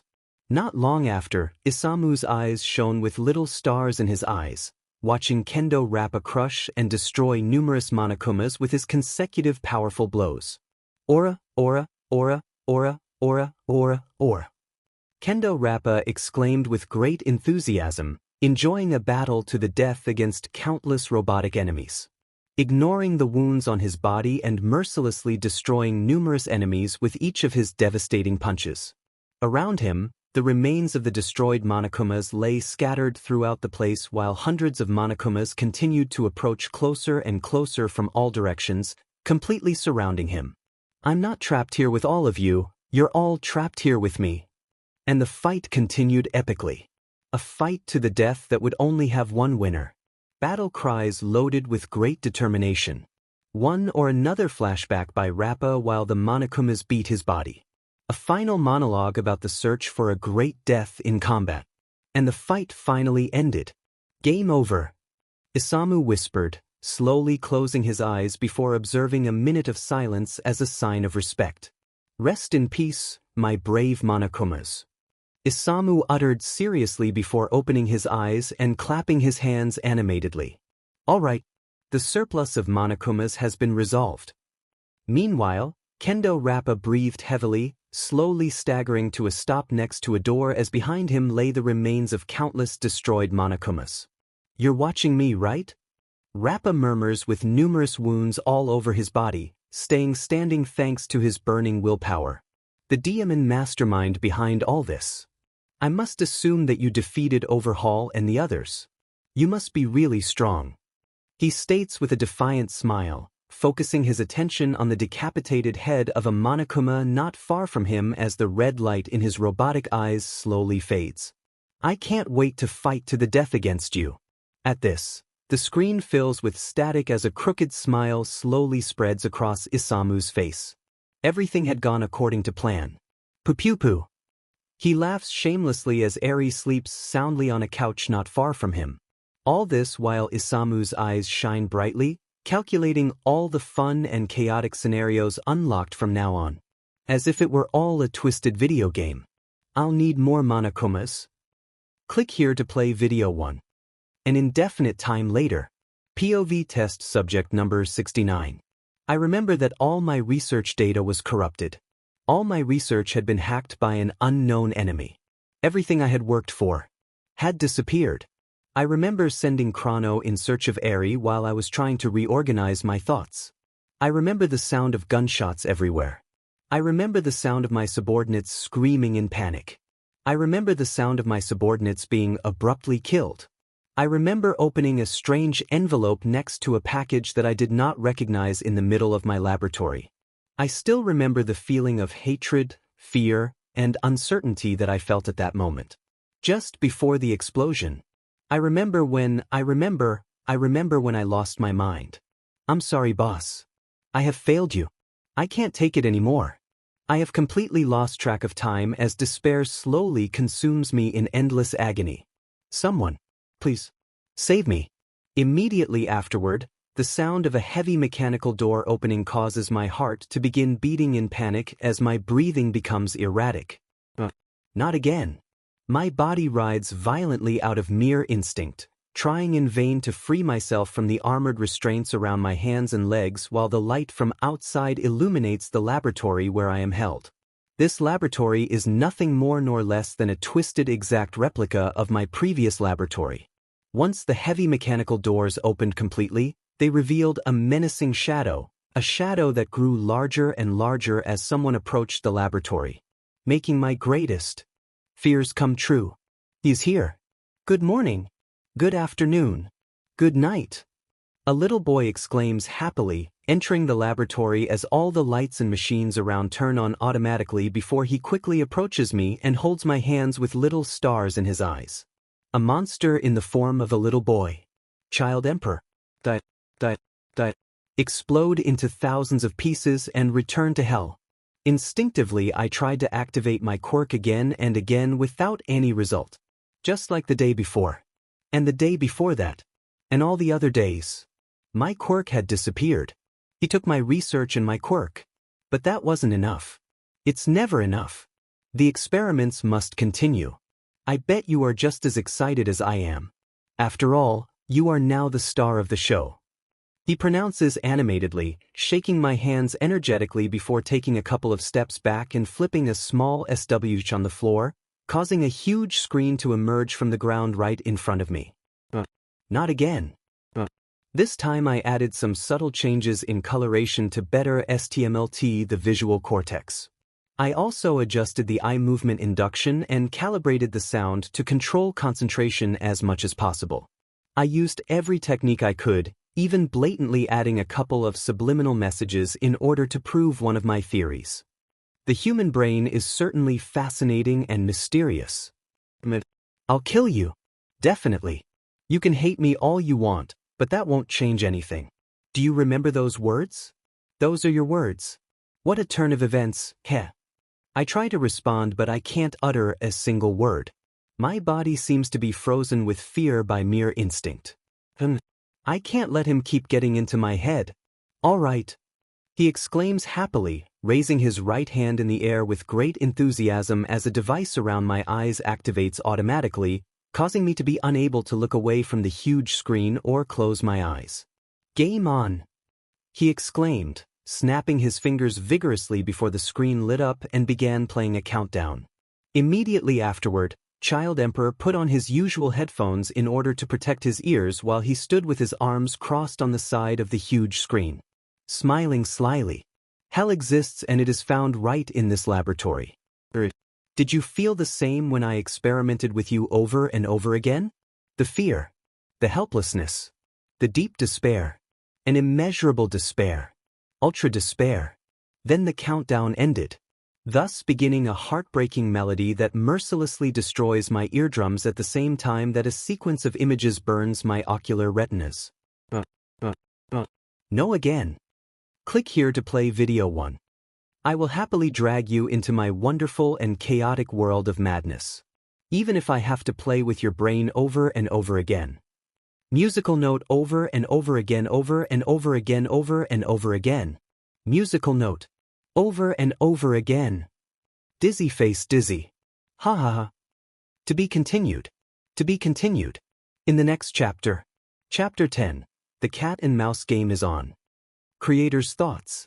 Emp_roar99 Emp_roar99. And, rewritten chapter, 12/26/2023. Comment. To comment. Chapter 10. The cat and mouse game is on. Brotherhood. POV Mirai Sasaki. For a long time, I believed that it was impossible to change the future.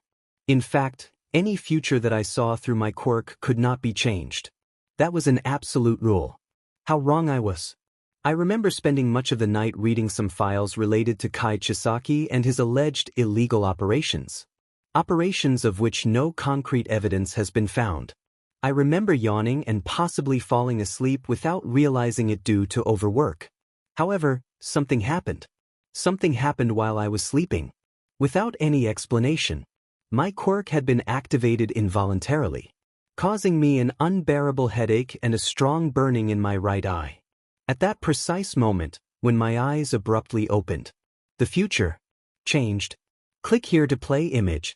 Chapter 10. The cat and mouse game is on. Ah! I exclaimed in pain, trying in vain to stop my quirk as the pupil of my right eye continued to spin uncontrollably before a small line of blood gushed from my right eye. Numerous images flashed through my head at an alarming speed. So much destruction. So much chaos. So much despair. Somehow, the future had changed. And this new future was indeed very scary. It took me almost a minute to force my quirk to stop and regain my composure. The headache still persists, but the intensity has gradually decreased. My breathing is erratic, and the vision in my right eye has become blurry at best. However, that doesn't stop me from scanning the surroundings of my office with my eyes, instantly noticing several things out of place. All lights are off, as are any electrical devices connected to an outlet. There is no doubt the electricity has been interrupted, but that does not explain why the emergency generators did not turn on. Luckily, my office is lightly lit by the moonlight filtering through the windows. By the way, the windows in my office are open. I remember the windows were closed before I fell asleep. On top of my desk is a strange syringe with some blue liquid still inside. I have no doubt the syringe contained trigger, or at least an altered version of that drag. That could certainly explain the forced activation of my quirk and subsequent loss of control. Given this, I quickly come to a deduction. Someone cut off the electricity, disabling the cameras and the security system. Then that person infiltrated my office through the window while I was asleep and infected me with a strange variation of trigger. Finally, the perpetrator fled while the drag took effect on me. However, I am concerned about the obvious inconsistencies. Why were the emergency generators not activated? Centipede and Bubble Girl should have realized something was wrong. Furthermore, I am a professional hero with many years of experience. I should have been the first to react and set off the alarms.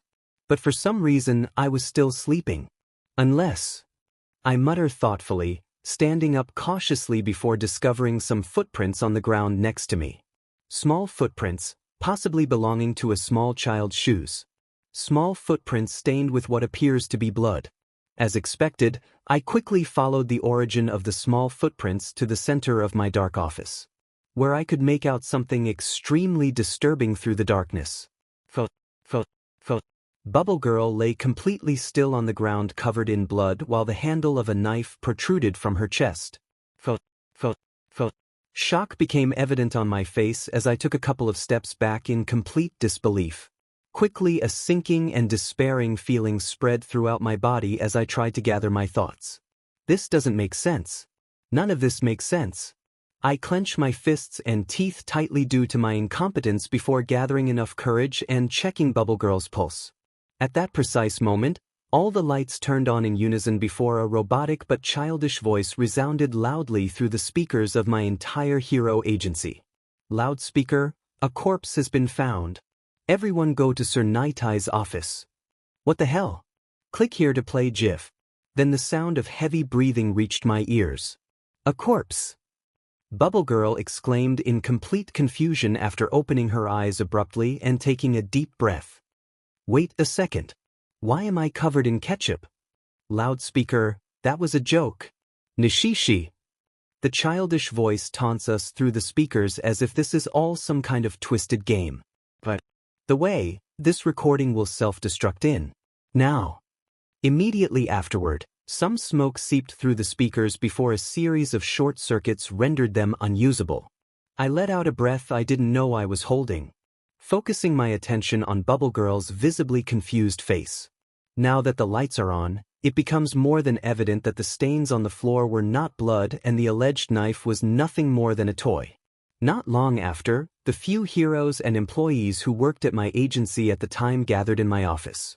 All of them visibly disoriented as Bubble Girl recounts the last thing she remembers. Suddenly everyone started to fall asleep, so I immediately headed to Sir Nightie's office to check if he was okay. But I found him fast asleep. She explains, wiping away the ketchup stains covering her chest. Given this, I cross my arms and decide to intervene. Apparently some kind of sleeping gas was released through the ventilation ducts, affecting all of us except for you. I murmur thoughtfully, briefly glancing at the transparent mask covering her face. The air purifier implemented in your mask contributed to it. Bubble Girl quickly nods her head before her eyes shine slightly as if she is remembering something important. My memories are still a little blurry, but I remember seeing a little boy with a gas mask covering his face snooping around the office. Was the intruder a small child? This is worrying. Although the strange voice in the speakers a few moments ago and the small shoe prints on the floor could confirm that. If so, the twisted visions of the future are somehow related to that child. This is very serious. I must find him and get answers before it is too late. Before I could do anything about it, all the lights went out and something started crawling under my clothes, making me laugh uncontrollably until I fell limply to the ground. The last thing I remember was the sound of small footsteps approaching me before I lost consciousness. When I woke up, I was covered in ketchup and... She pauses, fiddling nervously with her fingers before blushing and looking away from me. I realized that my panties were missing. Bubble Girl's face burned with embarrassment while all of us present kept a brief but awkward silence after hearing her weak words. This night couldn't get any stranger. Then, as if it were a sign of fate, the ringing of my phone interrupted the tense atmosphere. How wrong I was. The call came from none other than Detective Tsukachi. POV Isamu. In a secret location. I'm really curious to know what you saw through your quirk, Sir Night Eye. Was it cool? Bored? Fun? Unpredictable? I hum excitedly in front of a huge screen, watching with interest the images from the small spy camera that I implanted in Sir Night Eye's office. I still remember the images of the moment he abruptly woke up.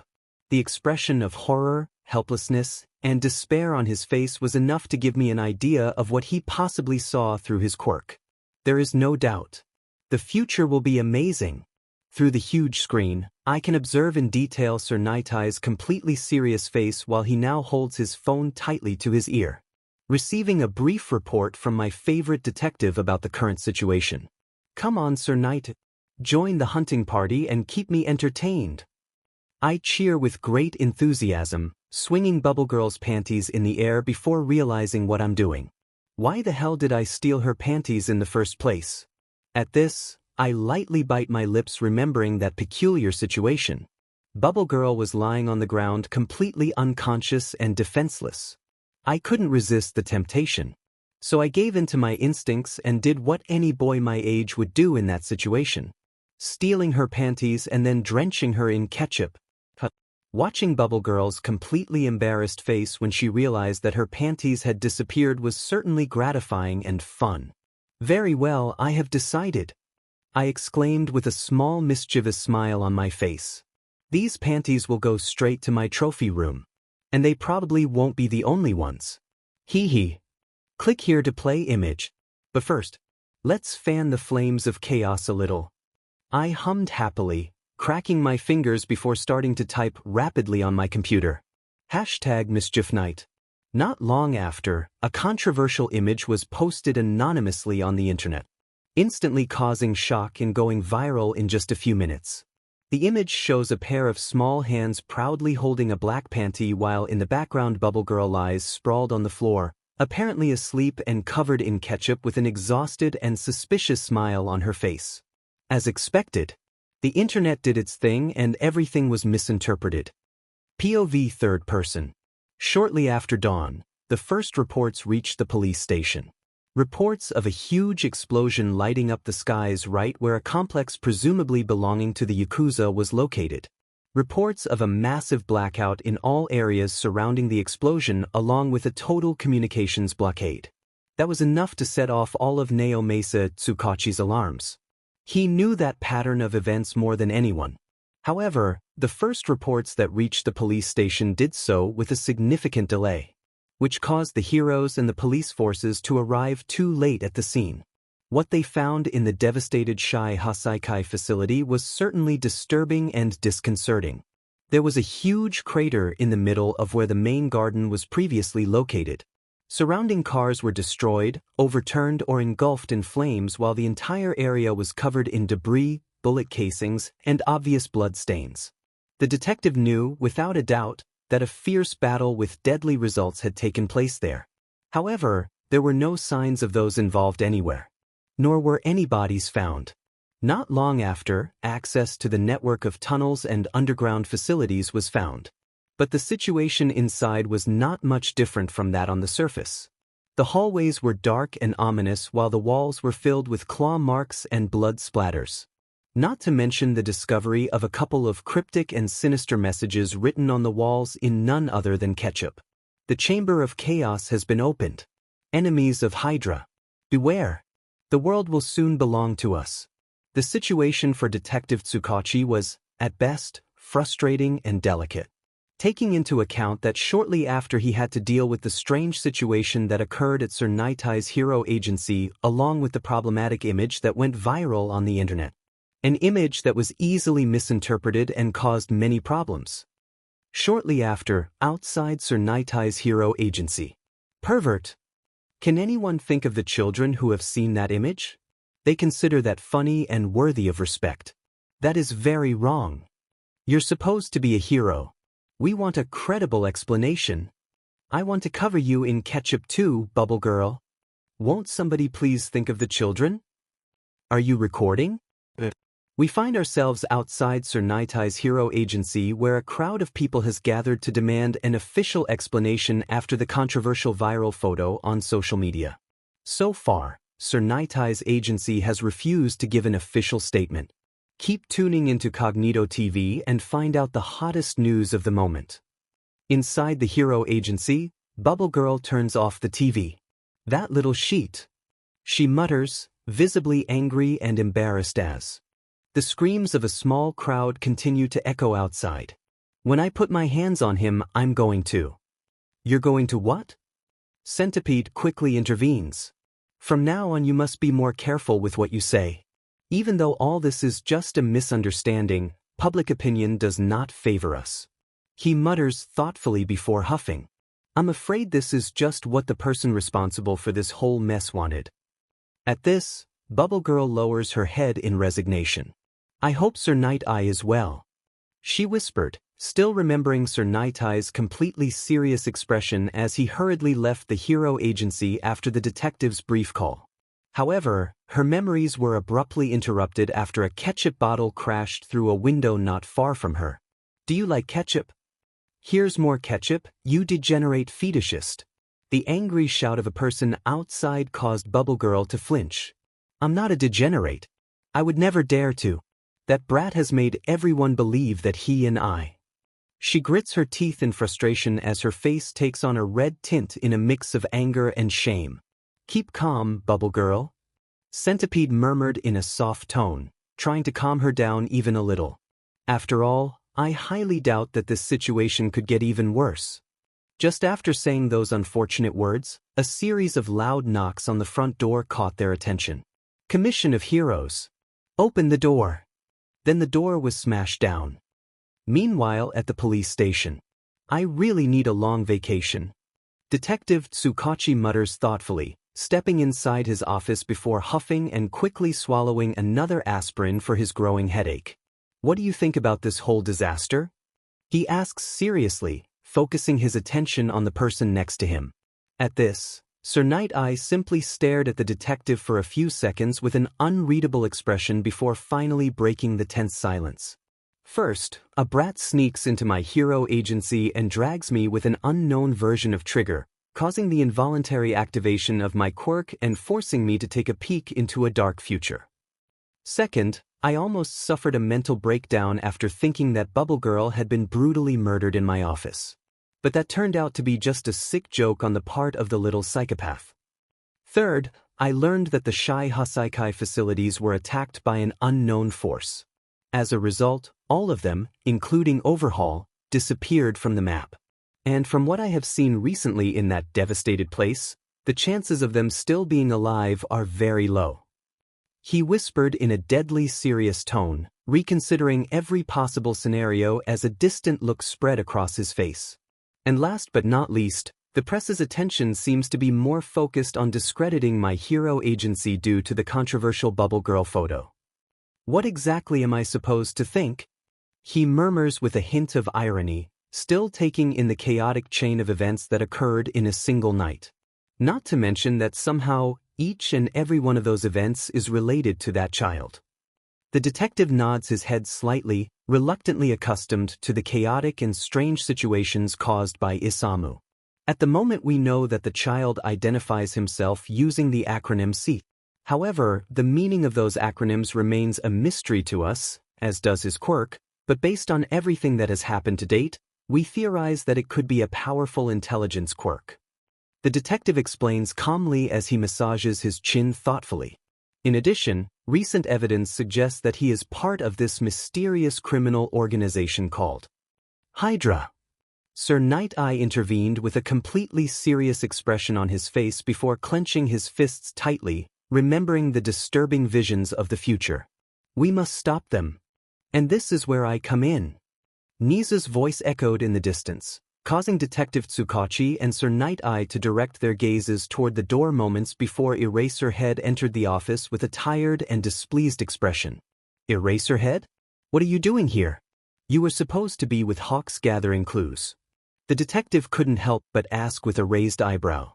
He and Eraserhead know that it is essential to the investigation to keep Hawks under careful surveillance in order to prevent information from being leaked to the Hero Commission about C. Don't worry about Hawks. I'm sure he won't be able to do anything problematic under Tamakawa's sharp cat-like gaze. Eraserhead replied monotonously. It's no secret to them that the Hero Commission also has their eyes on Isamu. After all, a little boy using his powerful intelligence quirk to unleash chaos doesn't go unnoticed for long. The Hero Commission has no plans to spare any expense to wrap its bureaucratic claws around a little boy, even if they must employ less than questionable methods to achieve it. Ahoo! Hawks sneezes loudly as he and police officer Sansa Tamakawa investigate the Shai Hasaikai's devastated underground facilities. I think we should go back to the surface. Tamakawa murmured seriously, keeping his eyes trained on Hawks' back. But there are still many clues waiting to be found. Hawks whines childishly before placing his hands behind his head nonchalantly and smiling slyly. Unless you want to take the initiative and return to the surface before me. He hummed happily, displaying an evident relaxed attitude as he continued to advance through a devastated and mysterious hallway. However, it wasn't long before something in the distance caught Hawk's attention, causing his relaxed attitude to disappear completely. Right in front of him, there was a small Endeavor doll very similar to the one Hawks once used when he was just a child. A small doll abandoned inside a birdcage. Hawks couldn't help but imagine himself inside that birdcage. Hawks also couldn't help but remember a child. A scared little boy named Kigo Takami. Hawks, what's going on? Did you discover something? It's nothing. Click here to play image. Meanwhile, in Detective Tsukachi's office. Besides, it's not like I'm here of my own free will. Eraserhead muttered under his breath, taking out a small electronic device very similar to a cell phone from his pocket before holding it in front of him, which caught the attention of Sir Night-Eye and the detective. The screen of the peculiar device shows a static image with a characteristic letter in the middle. It was none other than the letter N. It's me. Nizu. Nizu's cheerful voice resonated through the device. I would like to be present and share my discoveries with all of you, but due to certain unforeseen circumstances, that will have to wait a bit. Nizu hums through the device before pausing briefly. I'm afraid our little mystery at hand has just become much more challenging and intriguing. At this, Sir Night-Eye turns around with a thoughtful expression as numerous thoughts flood his head. Nizu, can we at least know what those unforeseen circumstances are? Is that related to the investigation? Sir Night-Eye asks carefully, watching the sunrise through a huge window. Of course. Right now I am playing an exciting online chess match against a cunning opponent. Interestingly, my opponent's name is none other than Child Emperor. Nizu laughs lightly as his words are absorbed by everyone present. Immediately afterward, Detective Tsukachi's eyes widen in contemplation. Wait a second. Child Emperor. See, it can't be a coincidence. The detective murmured, massaging his chin thoughtfully as the pieces of the enormous puzzle slowly took shape. Nizu, what have you discovered? Eraserhead asked with interest before a tense silence spread among everyone present. All of them were waiting for Nizu's response. Nizu. He is dangerous. Very dangerous. Nizu responded with a completely serious tone, causing everyone present to flinch slightly before loud static interrupted the communication. Detective Tsukachi, Sir Night-Eye, and Eraserhead. They all remained silent, trapped in their thoughts and reconsidering all possible options as the first rays of the sun descended on the city. We are not prepared for what is to come. Sir Night-Eye whispered. Meanwhile, inside an interrogation room belonging to the Heroes Commission. I demand my right to a call. This is all nothing more than a misunderstanding caused by that shameless brat. Bubble Girl exclaimed, completely angry and indignant. I am the victim here. Good heroes always follow orders. Hawks murmured, flying quickly over the city's skies in an attempt to clear his mind after abruptly leaving the devastated Shai Hasaikai facility. Good heroes. Blues. Follow orders. It's been a while since I've had this much fun in a game of chess. Nizu hummed, focusing his calculating gaze on the screen in front of him, ignoring the hundreds of files that lay piled on his desk. Files whose content is none other than the Quirk record of numerous children born in Japan in recent years. Specifically, those children with some kind of intelligence quirk, no matter how small. Therefore, unbeknownst to Isamu, his name now appears on a long list of suspects. Come on, little rat. Come closer. Isamu whispered defiantly, focusing all of his attention on the huge screen in front of him as he enjoyed a delicious lollipop. Both Nizu and Isamu carefully evaluate their opponent's move as pawns were sacrificed one after another in a fierce battle of wits. A battle that takes place on a simple virtual chessboard. Neither of them can really see their opponent. But they know without a doubt that on the other side of the screen lies a real challenge. I don't plan to lose. They declared in unison as their eyes flashed dangerously.